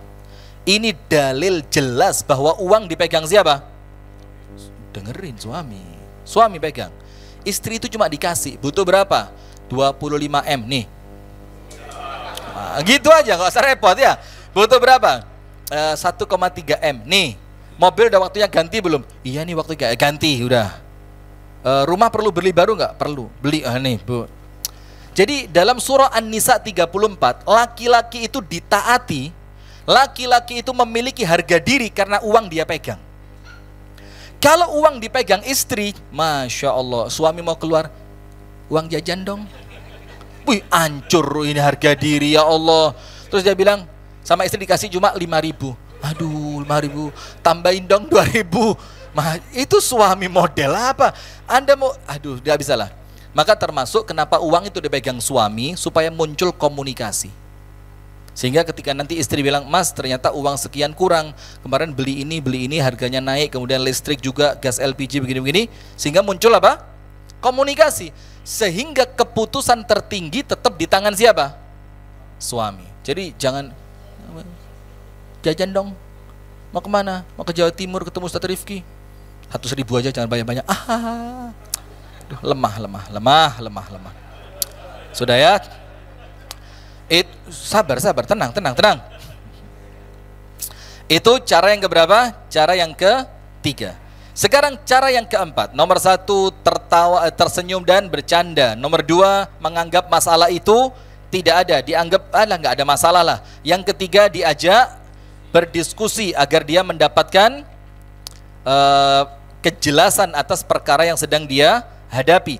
Yang keempat, al-'idhatu wat-tadhkir, dinasehati. Dan ini ingat ya, 1 sampai 11 ini semuanya tahapan. Nggak bisa loncat langsung nomor 4, loncat langsung nomor 7, atau bahkan loncat ke nomor yang 11. Nomor 11-nya apa? Cerai. Jadi cerai itu adalah solusi dalam menyelesaikan masalah. Yang keempat, al-'idhatu wat-tadhkir, yaitu diberi nasihat, diberi ceramah, diberi masukan, diajak untuk mereka itu memahami tentang ayat-ayat Allah dan sunnah Rasulullah Sallallahu Alaihi Wasallam. Maka ayatnya dalam surah At-Tahrim ayat yang ke-6, Allah Ta'ala berfirman, Ya ayyuhalladzina amanu qu anfusakum wa ahlikum nara. Kalimat qu anfusakum wa ahlikum nara ditafsirkan oleh Abdullah ibnu Abbas dengan memberi nasihat kepada mereka. Dinasehati. Nah, terutama di zaman yang seperti ini, ibu-ibu ya. Di zaman yang seperti ini, ketika perempuan itu circle-nya udah circle mahal, maka tanggung jawabnya suami. Beritahu, mau cari apa sih dengan hidup yang mahal, mau cari apa dengan pakaian mahal, mau pamer ke siapa dengan tas yang mahal. Sementara kehidupan di dunia itu sementara, rezeki itu digunakan bukan hanya di dunia, tapi untuk membangun akhirat sebesar. Itulah kemudian diberi peringatan. Maka Rasulullah bersabda, kullukum ra'in wa kullukum mas'ulun an ra'iyatihi. Setiap dari kalian adalah pemimpin, dan setiap pemimpin itu akan dimintai pertanggungjawaban atas kepemimpinannya, termasuk istri. Jadi ketika ada istri yang kemudian meninggalkan sholat, meninggalkan ibadah, dia tidak menggunakan jilbab dengan sempurna, lah kok suaminya diem? Kenapa suami diem? Rata-rata suami itu diem bukan tidak ingin menasehati, tapi menghindari pertengkaran. Kalau bahasa Inggrisnya timbang ruwet. Ya orang bilang timbang ruwet wis. Ada, kalau nggak tahu, kalau di sini kan keren semua ya. Kalau di Jawa sana, Masya Allah, ini juga Jawa sih ya. Kalau di tempat kami sana ya, titik-titik lah. Itu kalau udah tukang sayur datang, di sini tukang sayur gimana Ustadz? Kalau di sana pakai bel mobil yang kenceng banget. Tot, itu cirinya dia datang nanti pelanggannya akan apa? Mendekat. Sudah tot. Itu kalau ibu-ibu udah ngincer satu yang mau dibeli, khawatir keduluan ibu-ibu yang lain, itu pakai daster lobang 7 lari nggak malu. Nggak pakai malu, daripada ketinggalan udah. Ini sebelah sini lobang. Dan subhanallah, saya pernah sekali ngelihat umi saya itu daster, itu di bawah ketiaknya ini lobang gede. Umi saya kan masya Allah ya, namanya orang Arab kalau udah tua bagaimana? Badannya kan semakin seger ya, masya Allah.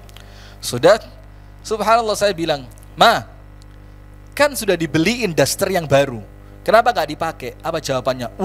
Kamu nggak tahu nak, daster ini kalau udah lobang, kainnya mulai tipis, itu dipakai semakin enak, adem, nyaman, kayak nempel di badan.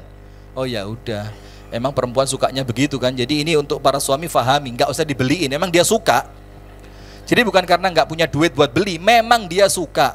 Jadi kalau lihat bajunya istri mulai lobang-lobang, memang kamu kelihatan cantik kalau pakai baju ini. Gituin aja, selesai. Contohnya, Rasulullah memberikan apa? Memberikan peringatan dan mau'idhah atau nasihat kepada istrinya. Ini juga ceritanya berat. Ceritanya begini. Suatu hari Rasulullah SAW bersama ibunda Aisyah. Kemudian Rasulullah itu bercerita tentang Sofia. Rasulullah bilang begini, saya barusan pulang dari rumah Sofia.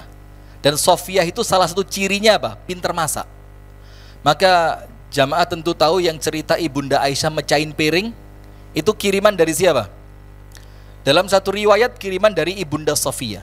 Ibunda Aisyah merasa, mentang-mentang saya nggak pinter masak kan, Rasulullah di rumah saya dikirimin makanan. Nah sudah, Rasulullah cerita pulang dari rumah Sofia. Kemudian Rasulullah cerita, tadi Sofia cerita begini, tadi Sofia masak ini, tadi Sofia ngelayani saya dengan seperti ini, begini, dia menyambut saya dengan namanya istri. Dimana suaminya menceritakan istri yang lain di depannya, dan yang diceritakan bukan jeleknya, tapi apa? Baiknya. Langsung ibunda Aisyah berdiri. Cek. Ketika ibunda Aisyah berdiri, maka ibunda Aisyah mengatakan apa? Hasbuka min Sofiyah kada wa kada. Ya Rasul, jangan cerita Sofiyah di depan saya. Sofiyah itu perempuan pendek. Maaf yang saya enggak body shaming ya. Sofiyah itu perempuan pendek. Hasbuka bi Sofiyah kada wa kada. Cukuplah Sofiyah itu begini dan begitu. Dalam hadisnya enggak disebut pendek. Tapi kalau Anda baca syarahnya, kenapa tidak disebut pendek? Ta'adduban bimra'atin Nabi, untuk beradab kepada istri seorang Nabi. Walaupun kata-kata ibunda Aisyah, ngapain sih ngomongin Sofiyah terus? Sofiyah itu kan pendek. Maka langsung oleh Rasulullah SAW disampaikan begini, laqad qulta kalimatan law muzijat bima'il bahri la mazijathu, wahai Aisyah, omonganmu ini kalau diteteskan ke air laut, maka air laut itu rusak seluas itu.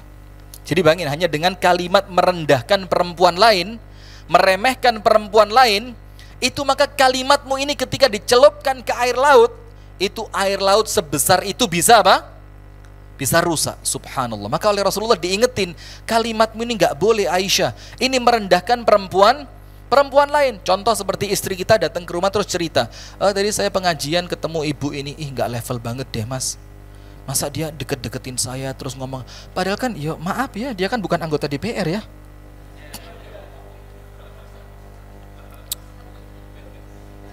Dia kan bukan artis ya, kok deket-deketin, saya takut rabies. Nah, maka itu seorang suami nggak boleh diam, nggak boleh malah, masa dia, iya mas, nggak tahu malu perempuan itu, wah malah parah ini. Seharusnya apa? Diingetin, inna akramakum indallahi atqakum. Istriku, jangan sampai meremehkan orang lain karena fisiknya, karena duniawinya, karena keadaan ekonominya. Kenapa? Karena orang mulia di sisi Allah adalah mereka yang paling bertakwa. Itu mengingatkan istri. Kemudian ada contoh yang lain, cuma saya lewati saja, tapi intinya sama, bagaimana Rasulullah memberikan apa? Memberikan nasihat kepada istrinya. Fa'idhuhunna, berikanlah nasihat kepada istri kalian.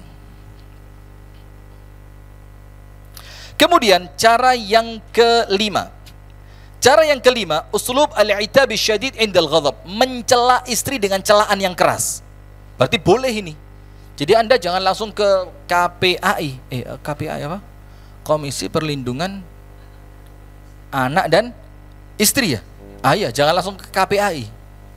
Karena dalam hadis memang ada cara Nabi dalam menyelesaikan masalah itu dengan mencela istrinya dengan celaan yang keras. Tapi ingat, Rasulullah tidak pernah mencela fisik, tidak pernah mencela nasab, dan tidak pernah mencela sesuatu yang berkaitan dengan duniawi. Yang Rasul cela apa? Keburukan sifat dan akhlak. Hati-hati ya, tidak mencela fisik, tidak mencela nasab, dan tidak mencela perkara-perkara yang bersifat apa? Duniawi. Tapi yang dicela adalah buruknya sifat dan akhlak. Nah, ceritanya begini. Suatu hari ada satu perempuan yang Ibunda Aisyah nggak pernah ketemu sama dia. Tapi Ibunda Aisyah mengatakan, saya tidak pernah cemburu melebihi cemburu saya kepada perempuan ini dalam keadaan saya tidak pernah melihatnya. Yaitu cemburunya Aisyah kepada siapa? Khadijah. Sudah. Kenapa begitu? Karena kata Ibunda Aisyah, Rasulullah tidak pernah lupa kepada Khadijah nyembelih kambing. Rasulullah bilang apa? Panggil Anas bin Malik, wahai Anas, bagikan untuk si fulan. Kenapa untuk si fulan? Dia temannya Khadijah. Wahai Anas, bagikan untuk si fulan. Kenapa si fulan? Dia pernah membantu Khadijah. Jadi setiap Rasulullah punya sesuatu, itu yang dikasih pertama kali siapa? Adalah kerabat-kerabatnya Khadijah. Suatu hari ada perempuan masuk ke rumahnya Nabi, yaitu rumahnya Ibunda Aisyah. Ketika dia mengucapkan salam, Rasulullah bilang apa? Ma ashbaha sautaha bi sauti Khadijah. Ini suara kok suaranya Khadijah banget ya. Ibunda Aisyah langsung apa? Khadijah lagi.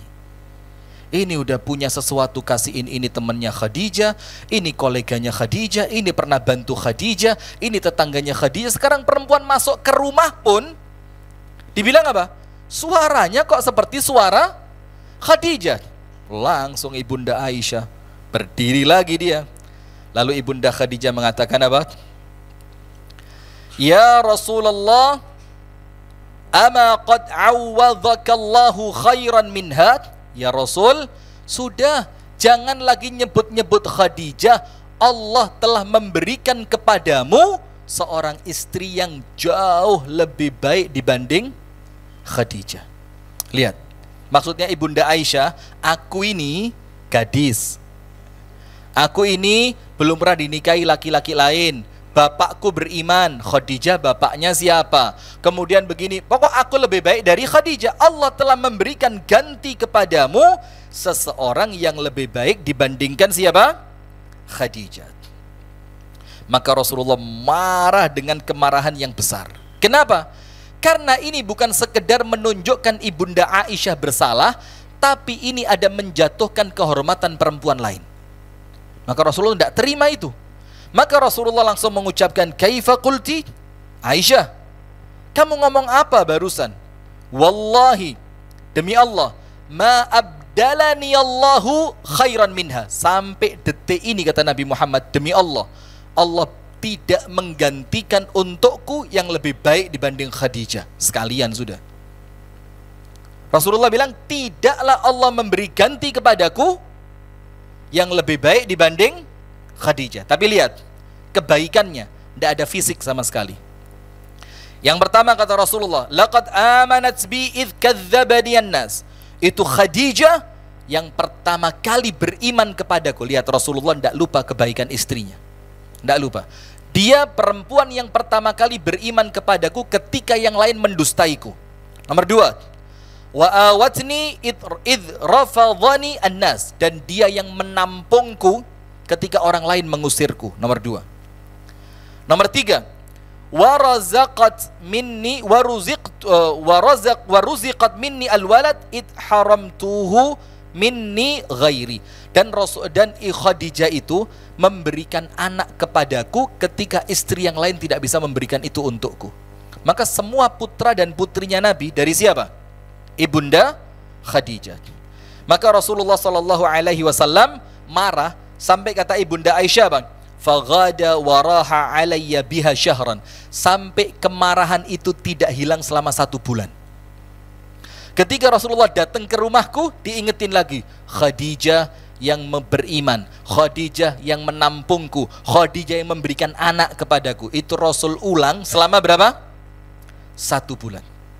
Maka dicela dengan celaan yang luar biasa Ibunda Aisyah ini dengan kalimat apa? Allah tidak menggantikan untukku yang lebih baik dibandingkan siapa? Khadijah. Tapi ingat, celaan itu jangan mencela fisik, jangan mencela nasab, dan jangan mencela duniawi. Tapi yang dicela apa? Akhlak yang buruk.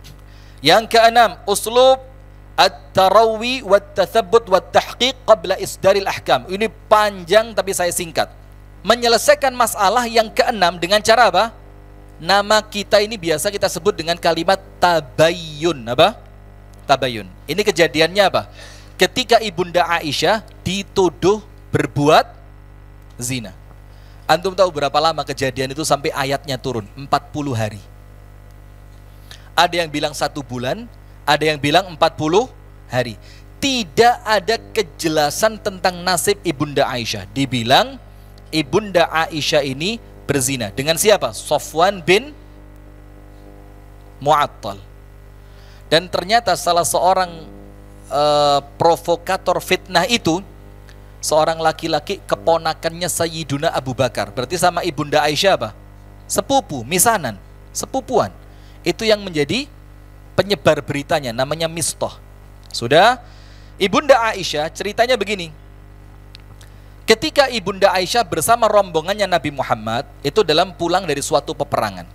Ternyata Ibunda Aisyah itu kan orangnya kecil. Maka unta yang dinaiki oleh Ibunda Aisyah ada orangnya atau tidak ada orangnya sama. Maka ditarik oleh yang bagian narik tadi. Dikira sama yang narik itu Ibunda Aisyah ada di dalam onta. Ternyata Ibunda Aisyah sedang membuang hajat. Ketika Ibunda Aisyah selesai dari buang hajat, ternyata rombongan sudah hilang. Ibunda Aisyah mikir apa? Ah udahlah, tidak mungkin Rasulullah meninggalkan saya. Pasti nanti kalau dilihat saya tidak ada di tenda unta itu, Rasulullah akan kembali. Ternyata apa? Ternyata ada seorang laki-laki dari sahabat Nabi bersama Safwan bin Mu'attal.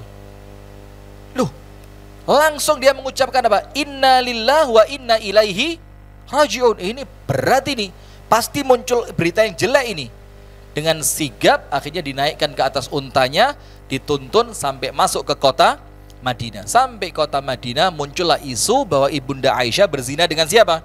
Safwan bin Mu'attal. Anda tahu, itu kejadian menjadikan Nabi Muhammad tidak ngomong dengan Ibunda Aisyah selama 40 hari. Tidak diajak bicara. Anda bayangin. Sampai apa yang dilakukan Ibunda Aisyah? Cuma nangis sama ibunya tok. Tiap hari ketemu ibunya nangis, ketemu ibunya nangis. Dan hebatnya istri Nabi yang lain, lihat. Rasulullah tanya sama Ummu Salamah, Ummu Salamah, kira-kira menurut kamu Aisyah bagaimana? Maksudnya Rasulullah itu tanya, ini mungkin gak Aisyah melakukan itu? Apa kata Ummu Salamah? Wallahi ya Rasulullah, mundu ra'aituha ma ra'aituha illa khair. Ya Rasul, demi Allah, semenjak saya ketemu Aisyah, saya tidak pernah punya prasangka apapun kecuali ini orang baik. Tanya lagi sama istri yang lain, Hafsah. Hafsah, gimana Aisyah ini? Rasulullah mendapatkan jawaban yang sama. Demi Allah wahai Rasul, tidaklah aku melihat Aisyah kecuali perempuan baik. Tanya lagi sama Sofia, yang sebelumnya mereka juga apa? Ya, cekcok. Tapi lihat, ketika dibutuhkan keadilan mereka adil. Ya Rasul, tidak ada di antara istrimu yang kami lihat lebih baik dibandingkan Aisyah. Dibelain. Tapi Rasulullah tidak punya jawaban. Maka Rasulullah tidak mengeluarkan keputusan apapun sebelum perbuatan ini jelas. Nah maka seperti itu kita menyelesaikan masalah rumah tangga. Istrimu kemarin, nah ini saya pernah kejadian ini. Saya pernah di Malang, di fitnah sama ibu-ibu pengajian. Kita langsung telepon ke istri saya. Mbak, ini pakai bahasa Inggris tapi ya. Aku ingin mbak ketemu Ustadz Rifki nggih celonon dek, mbek wong wedok rokan dek mangan ketan mbak di Malang isu-isu. Faham? Saya terjemahkan ke bahasa Spanyol. Telepon istri saya. Ini jamaah pengajian tiap hari sama saya ini. Mbak, saya kemarin pagi lihat Ustadz Rifki di Malang kota pakai celana pendek. Saya kalau niat nakal nggak mungkin di Malang. Jakarta pun udah susah sekarang kayaknya. Na'udzubillah min dzalik. Dengan perempuan pakai rok pendek, makan ketan pagi-pagi. Istri saya, nggak tahu Anda istri kan, Masya Allah, langsung Bang, segera pulang ya. Langsung. Saya kalau dengar istri bilang segera pulang mau ngomong serius, ini rasanya kayak ketahuan nikah lagi. Saya taktuk. Masya Allah. Setelah saya pulang saya tanya ada apa? Ini mukanya udah muka ini. Udah nggak ada ekspresi, udah lurus ini. Hidung, mulut, pipi, telinga jadi satu udah. Subhanallah, saya tanya ada apa? Ini tadi Bu titik-titik telepon saya. Katanya kok qadarullah pas hari itu saya di Malang juga. Katanya ngelihat kamu pakai celana pendek sama perempuan makan ketan. Masya Allah, saya pikir kalau beneran lumayan, cuma ketahuan. Ini saya nggak ngerasain enaknya gimana duduk bareng perempuan pakai rok pendek. Saya nggak ngerasain gimana rasanya pakai celana. Dibilang seperti itu. Coba yang telepon siapa? Langsung. Assalamualaikum Bu. Ustadz Rifki ya, iya. Terus mulai bagaimana Bu? Yang pakai celana pendek sama rok pendek? Oh enggak Ustadz, itu info dari teman saya. Mulai berubah. Tadi dia bilang saya lihat, sekarang mulai berubah. Info dari siapa? Teman saya. Sudah, saya minta nomor temannya dong. Oh jangan Ustadz, biar saya yang menyelesaikan. Sok pahlawan. Ente yang bawa berita, ente mau sok pahlawan sekarang. Saya bilang enggak, saya mau nomornya. Oh jangan Ustadz, nanti malah panjang, malah ribet. Ya udahlah, selesaiin sendiri. Udah, kira-kira 5-10 menit dia telepon lagi. Oh ternyata Ustadz, kata teman saya mirip. Ini rumah tangga udah hampir perang, ente bilang mirip. Nah, maka yang semacam itu Rasulullah tidak akan menyelesaikannya, tidak akan mengambil keputusan apapun sebelum urusan ini barangnya jelas. Maka Ibunda Aisyah oleh Rasulullah didiamkan, tidak diajak berbicara sedikit pun. Karena apa? Rasulullah khawatir salah ngomong. Rasul khawatir salah dalam memutuskan perkara. Maka Rasulullah menyelesaikan masalah itu dengan apa? Tabayun, dicek dulu siapa yang bawa berita. Nah sekarang yang berikutnya, yang keberapa? Yang ketujuh, di antara cara Rasulullah SAW di dalam menyelesaikan masalah rumah tangga. Mana yang tujuh ini jauh banget, Masya Allah. Karena ini panjang cerita hadithatul ifki itu banyak hikmahnya, banyak pelajarannya. Yang ketujuh, as-sabi' uslub al-qadha' al-adil. Dengan cara apa? Menghukum dengan memberikan hukuman yang adil. Hukuman. Nah ini langsung kita ke contohnya. Contohnya, suatu hari Rasulullah berada di rumah Ibunda Aisyah bersama para sahabat yang lain. Tak lama setelah itu datang Ibunda Sofiyah, pembantunya Sofiyah, membawa apa? Makanan. Maka Ibunda Aisyah cemburu, makanan itu diapain? Piringnya dijatuhkan sampai pecah. Setelah piring itu pecah, Rasulullah masuk ke dalam. Ibunda Aisyah masuk ke dalam. Lihat, kalimat pertama Nabi Muhammad apa? Ketika istrinya melakukan perkara yang cukup memalukan, mecahin piring di depan para sahabat. Antum lah kira-kira, ini tamu orang-orang besar. Itu ketika pembantu ngeluarin makanan, itu sama istri Anda makanannya dipecah di depan tamu-tamu mulia tadi. Itu kira-kira istri diapain? Itu bisa kita mutilasi sampai 540 bagian itu. Iya kan? Ini Rasulullah kejadiannya sama. Tapi Rasulullah ketika Ibunda Aisyah masuk, satu kalimat selesai masalah. Apa itu? Gharat ummukum. Selesai. Ibunda kalian sedang cemburu. Selesai. Jadi tidak bilang, oh ini sering kayak gini nih, wah ini udah nggak usah direken Pak, biarin Pak, nggak usah dihiraukan, udah sering kayak gini biasa. Ini 3 hari menjelang memang seperti ini, udah mulai keluar. Enggak, cuma satu kata, ibunda kalian sedang cemburu. Dan ingat, Rasulullah tidak mengatakan istri saya. Dan ini ada hikmahnya. Kenapa? Mendekatkan ibunda Aisyah kepada mereka dengan kalimat ibunda kalian. Karena kalau kita yang salah ibu kita, toleran banget kita ini. Iya Banda? Toleran. Maka oleh Rasulullah dipilihkan kata yang pas, ibunda kalian sedang cemburu. Maka oleh Rasulullah kuenya dikumpulkan, dibagi para sahabat, terus Rasulullah masuk. Ibunda Aisyah diajak ngobrol sampai tenang. Terakhir apa? Inaun bi inain, wa ta'amun bi ta'amin. Aisyah harus adil. Kamu pecahin piringnya Sofia, sekarang wajib piring itu kamu ganti dengan piring yang kamu miliki. Itulah menghukum dengan cara yang adil. Kemudian yang ke-8, cara Rasulullah SAW menyelesaikan masalah at-ta'dib bid-dafa'. Ini yang tadi saya bilang tadi, lahdah. Dipukul ulu hatinya ibunda Aisyah, nyut gitu. Walaupun artinya bukan dipukul ya, apa bahasanya ya, jadi didorong, ditekan, nyut gitu. Nyut itu apa? Nyut. Ini ada ceritanya. Antara istri dan suami salah faham. Ini kalau nggak ada komunikasi ribet. Begini ceritanya. Ketika Rasul tidur bersama ibunda Aisyah, datang malaikat Jibril. Malaikat Jibril bilang apa? Muhammad, engkau oleh Allah disuruh ke pemakaman Baqi' untuk mendoakan ahli Baqi'. Rasulullah lihat istrinya tidur, maka Rasul tidak ingin mengganggu. Lihat niatnya Nabi, tidak ingin mengganggu. Maka Rasul pakai pakaian pelan-pelan gitu. Jaketnya dipakai pelan, sendalnya dipakai pelan, buka pintu pelan, keluar pun dalam keadaan apa? Perlahan. Ibunda Aisyah mikirnya beda. Kenapa pelan-pelan? Dikira Rasul itu istri biasa lah, Pak. Istri itu kita udah niat baik, Pak. Antum bahagia sekali. Istri ikut istri. Oh, pantesan. Sudah. Maka ibunda Aisyah ternyata belum tertidur. Ibunda Aisyah curiga. Loh, kenapa kok bahasanya apa? Mengendus ya? Apa? Mengendap-endap. Mengendap-endap. Ada apa ini? Jangan-jangan mau pindah ke rumah yang lain. Udah, setelah Rasul pergi, ibunda Aisyah pakai pakaiannya, keliling satu persatu istrinya Nabi. Gak ada. Sampai 8 istri dicek, Rasulullah gak ada. Loh, kok gak ada? Kemana suami saya ini? Dicari sama ibunda Aisyah, ternyata apa? Sedang berdiri di pemakaman Baqi' berdoa dan air matanya sampai netes membasahi lehernya, membasahi jenggotnya. Sudah, ketika ibunda Aisyah lihat, oh ternyata di sini. Coba istri minta maaf apa enggak? Tetap yang salah siapa? Apapun yang terjadi yang salah, sudah tenang aja Pak. Maka kita ini insya Allah ahli surga sudah. Sudah.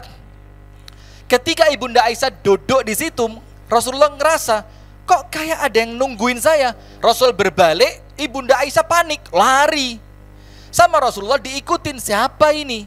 Sama Rasul diingat, loh kok ke arah rumahnya Aisyah ini? Akhirnya Rasulullah memperlambat langkahnya. Aisyah ini kelihatan ini. Sudah, ketika ibunda Aisyah masuk, Rasulullah tahan diri sebentar, baru tidak lama Rasulullah masuk. Setelah Rasulullah masuk, ibunda Aisyah udah nutup kepalanya pakai selimut. Tapi napasnya Rasulullah tahu sallallahu alaihi wasallam. Apa yang terjadi? Rasul tanya, "Ya Aish, ma bika hasya Rabiyah?" Aisyah, kenapa hasya Rabiyah? Hasya Rabiyah itu napasnya tersengal-sengal.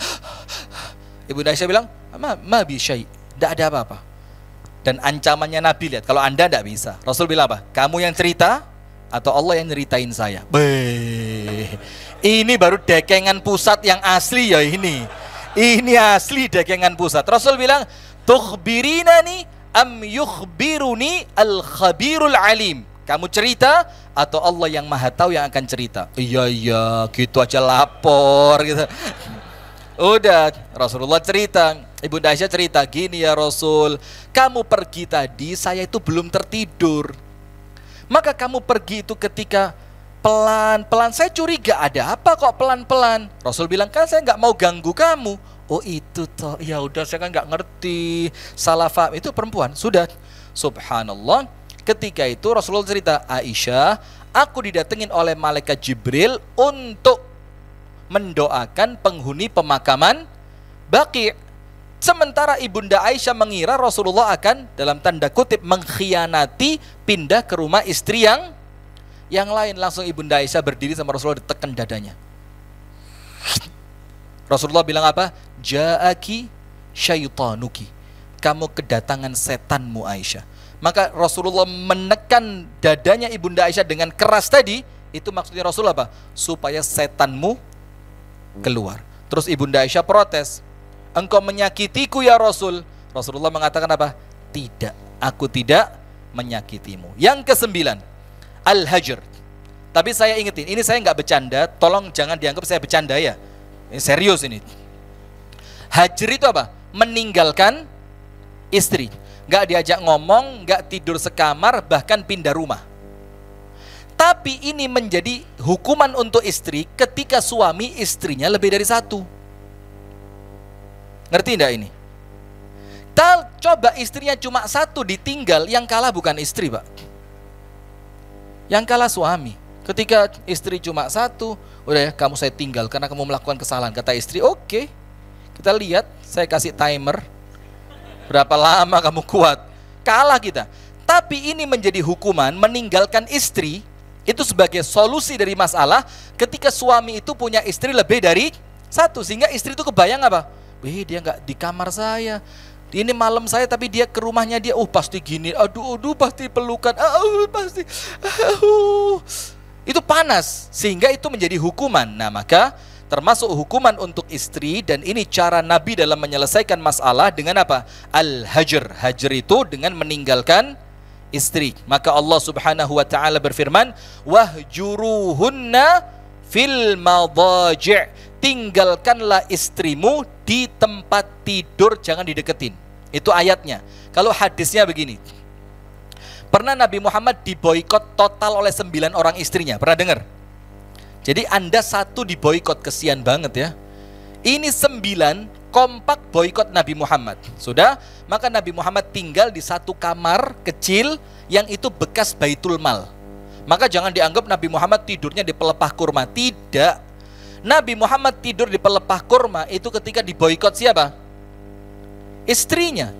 Nah, maka dengan itu Nabi Muhammad tidur di kamar bekas Baitul Mal yang memang tidak ada alasnya, sehingga alasnya menggunakan pelepah kurma. Tapi kalau sehari-hari Nabi Muhammad itu kasurnya dari kulit, dalamnya apa? Bulunya binatang. Yo, kasur bagus. Tapi kemudian tidak menjadikan Nabi Muhammad lalai dari Allah Subhanahu wa ta'ala. Nah, sudah, ketika istri-istri itu mulai sadar, maka Nabi Muhammad tidak langsung masuk ke rumah mereka. Nabi Muhammad menghukum mereka dengan apa? Tidak mendatangi mereka. Sementara Nabi Muhammad adalah orang yang paling dikangenin. Kalau istri kita, Pak, kita tinggal, Pak, bersyukur, Pak, sujud syukur. Baru kita nyetar mobil, ceng, brung, Pak, keluar pagar, yuk rumah yuk, anjing galak udah pergi nih. Kalau kita begitu, karena apa? Suaminya jengkelin, bukan jengkelin ya. Apa? Menjengkelkan, sehingga ketika suami itu pergi nggak dirindukan. Coba suaminya seperti saya begini. Saya kan bilang saya serius, jangan ketawa. Enggak lah ya. Maka ketika istri itu mendapati akhlaknya suami baik, maka ditinggalkan suami itu mereka sebagai apa? Hukuman. Akhirnya istri merasa tersiksa. Apa yang terjadi? Akhirnya dia akan menyesali perbuatannya. Kemudian yang berikutnya, yang keberapa? Yang ke-10, cara Rasulullah SAW menyelesaikan masalahnya. Yang ke-10, panjang betul karena ini banyak cerita. Antum tahu cerita madu enggak? Rasulullah mengharamkan minum madu, tahu? Dalam surah apa? At-Tahrim. Dalam surah At-Tahrim itu kan Rasulullah diganggu sama istrinya ketika pulang dari rumah salah seorang istrinya, dibilang apa? Kamu habis minum apa ya Nabi? Kok mulutmu terasa bau? Nabi Muhammad bilang, saya tidak minum apa-apa. Dibilang, enggak, bau. Rasul pindah ke rumah istri yang lain, enggak tahu istri yang lain diajak kong kali kong. Kalau Rasul datang bilang mulutnya bau. Terus Rasul yang kedua, istri yang kedua bilang, kok tumben mulutmu bau? Rasulullah bilang, saya tidak makan apa-apa. Padahal di rumah istri yang sebelumnya Rasulullah cuma minum. Akhirnya Rasulullah bilang apa? Saya mengharamkan minum madu. Akhirnya sama Allah dibilang, kenapa engkau haramkan sesuatu yang telah Allah halalkan. Nah, itu ada akhirnya Rasulullah meninggalkan istrinya, dihukum sama Rasul. Yang ke-10, uslub at-takhir wat tasyawur. Lihat. Jadi sebelum terakhir cerai itu dikasih pilihan dulu. Apa takhir itu? Begini. Anda buka dalam Al-Qur'an, ketika istri Nabi SAW itu minta cerai kepada Nabi Muhammad. Bukan minta cerai, minta kenaikan uang belanja. Tahu enggak ceritanya? Jadi semua istri kompak. Ini kalau sekian nggak cukup nih, kita kan perlu makan, perlu ini, perlu itu segala macam. Kok di rumah sering tidak ada makanan, kita udah puasa segala macam. Berarti Nabi ngasihnya kurang. Terus bagaimana? Yuk kita kompak, kita datang sama Nabi, kita minta uang belanja dinaikkan. Rasulullah bilang apa? Loh, saya tidak bisa. Saya ini bukan pedagang, bukan ini, bukan itu. Saya seorang Nabi. Maka kalau mau sekian, tidak mau ya sudah. Maka Allah turunkan ayat Al-Quran, disuruh milih. Ya ayyuhan nabi, qul li azwajika in kunna turidnal hayatad dunya wa zinataha, fata'alaina umatti'kunna wa usarrihkunna sarahan jamila. Wahai istri Nabi, ngomong sama istri kamu. Wahai Nabi, bicarakan kepada istrimu. Kalau kalian menginginkan dunia dan perhiasannya, sini saya kasih. Tak kasih kata Nabi. Minta emas, tak kasih emas. Rumah, rumah. Kendaraan, kendaraan. Tapi konsekuensinya apa? Wa usarrihkunna sarahan jamila. Tapi setelah semuanya aku penuhi, kalian aku ceraikan. Atau milih yang lain, hidup qanaah tapi tetap menjadi istrinya Nabi. Ini bisa dilakukan kalau suaminya top. Kalau suaminya model kita, pilih mana? Uang apa suami? Jelas uang mas, ya Allah, suami kayak bisa dibelas. Nah, ini kalau suaminya baik, maka istri itu merasa apa? Suami lebih berharga dibanding dunia. Nah, maka boleh disuruh milih. Nah, saya kasih contoh kasus yang terbaru mengenai milih ini. Kadang ada istri itu apa? Sebelum nikah mau diajak tinggal bersama suami. Setelah nikah pengen tinggal bareng orang tuanya. Rewel sama suaminya. Wah, saya tidak bisa jauh dari ibu saya, ini bapak saya sakit, rewel. Maka saat itu boleh dikasih pilihan. Karena apa? Tapi ingat, kalau memang keadaannya tidak memungkinkan, suami tidak mungkin pindah ke rumah yang dekat dengan rumah orang tuanya istri. Kalau tidak memungkinkan, boleh kasih pilihan. Silakan balik ke rumah istrimu, ke rumah orang tuamu, tapi kita pisah. Atau kamu tetap di sini bersamaku. Nah, itu boleh ngasih pilihan seperti itu, boleh apa tidak? Boleh. Nah, sekarang yang terakhir, penutup, apa cara Nabi Muhammad SAW menyelesaikan masalahnya? Caranya adalah dengan cara tolak. Nah, sekarang saya jelaskan kenapa saya bilang cerai itu ibadah. Cara yang ke-11, tolak, cerai. Kenapa cerai itu dalam Islam masuk dalam ibadah? Ayo, ada yang bisa jawab? Kenapa cerai itu ibadah? Barakallahu fiik. Karena cerai ini memang diatur oleh Allah di dalam syariat. Ada dalam ilmu fikih. Ketika kita menjalankan apa yang Allah syariatkan dengan syarat apa? Caranya benar, alasannya benar, dan setelah perceraian tidak ada saling membongkar aib, maka cerai itu bisa bernilai ibadah. Ketika rumah tangga apabila dipertahankan akan semakin menambah dosa, menambah kemaksiatan, menjadikan istri tidak bisa melayani suami, menjadikan suami tidak bisa bertanggung jawab kepada istri. Maka saat itu tidak menutup kemungkinan cerai adalah solusi. Termasuk dalam hadis yang sahih, dan hadis ini disahihkan oleh Syekh Al-Albani, termasuk sebab doa tidak dikabulkan. Antum tahu? Itu apa? Seorang suami yang punya istri akhlaknya buruk, agamanya buruk, perangainya buruk, tapi suami tidak menceraikan hanya gara-gara perkara duniawi, cantik, kaya, jabatan, kedudukan. Hanya gara-gara itu dia relakan suami itu, istri itu tidak diceraikan. Alasannya bukan akhirat, bukan agama, tapi dunia. Apa kata Rasulullah? Tidak akan oleh Allah suami seperti itu doanya diijabah. Hati-hati. Jadi kalau kita ini merasa doa kita tidak kunjung diijabah, boleh jadi sebabnya apa? Mungkin istri tidak sholat, istri tidak mau nutup aurat, istri tidak bisa diberitahu, istri tidak bisa diatur, tidak bisa diarahkan. Lah kok ini semua berpengaruh pada agamanya? Ternyata dia tidak mau menceraikan. Ini sebab doanya dia oleh Allah tidak diijabah. Nah, berarti jamaah sekalian, yang ke-11, cara Nabi SAW di dalam menyelesaikan masalah rumah tangga adalah dengan apa? Perceraian. Ini saya memang memaksakan diri nih. Seharusnya nggak usah sampai 11 ya, seharusnya 5 gitu. Tapi judulnya kan 11. Jadi mau nggak mau, coba 5 dulu gitu. Kita bisa pelan-pelan, bisa ceritain semuanya. Tapi insya Allah mudah-mudahan nanti silakan datang ke Malang, kita bikin daurah perceraian syar'i. Loh, nggak percaya. Ini tanya ini Abu Shanum ini. Kita itu mau bikin kelas, khusus kelas tentang talak dan rujuk. Kapan jatuh talak, kapan boleh rujuk, kapan istri bisa dirujuk, kapan tidak bisa dirujuk, kapan ucapan cerai sekali ucap 3 kali, cerai, cerai, cerai, jatuhnya 3 atau 1. Itu subhanallah, belum dibuka pendaftaran, yang komen udah penuh. Ini kayaknya kok korban perceraian semua ini. Karena memang masalah ini, masalahnya apa? Yang terkadang kalau tidak ada ilmunya menjadi dianggap apa? Dianggap sebagai suatu hal yang aib. Padahal cerai itu di zaman sahabat yo nampaknya biasa aja.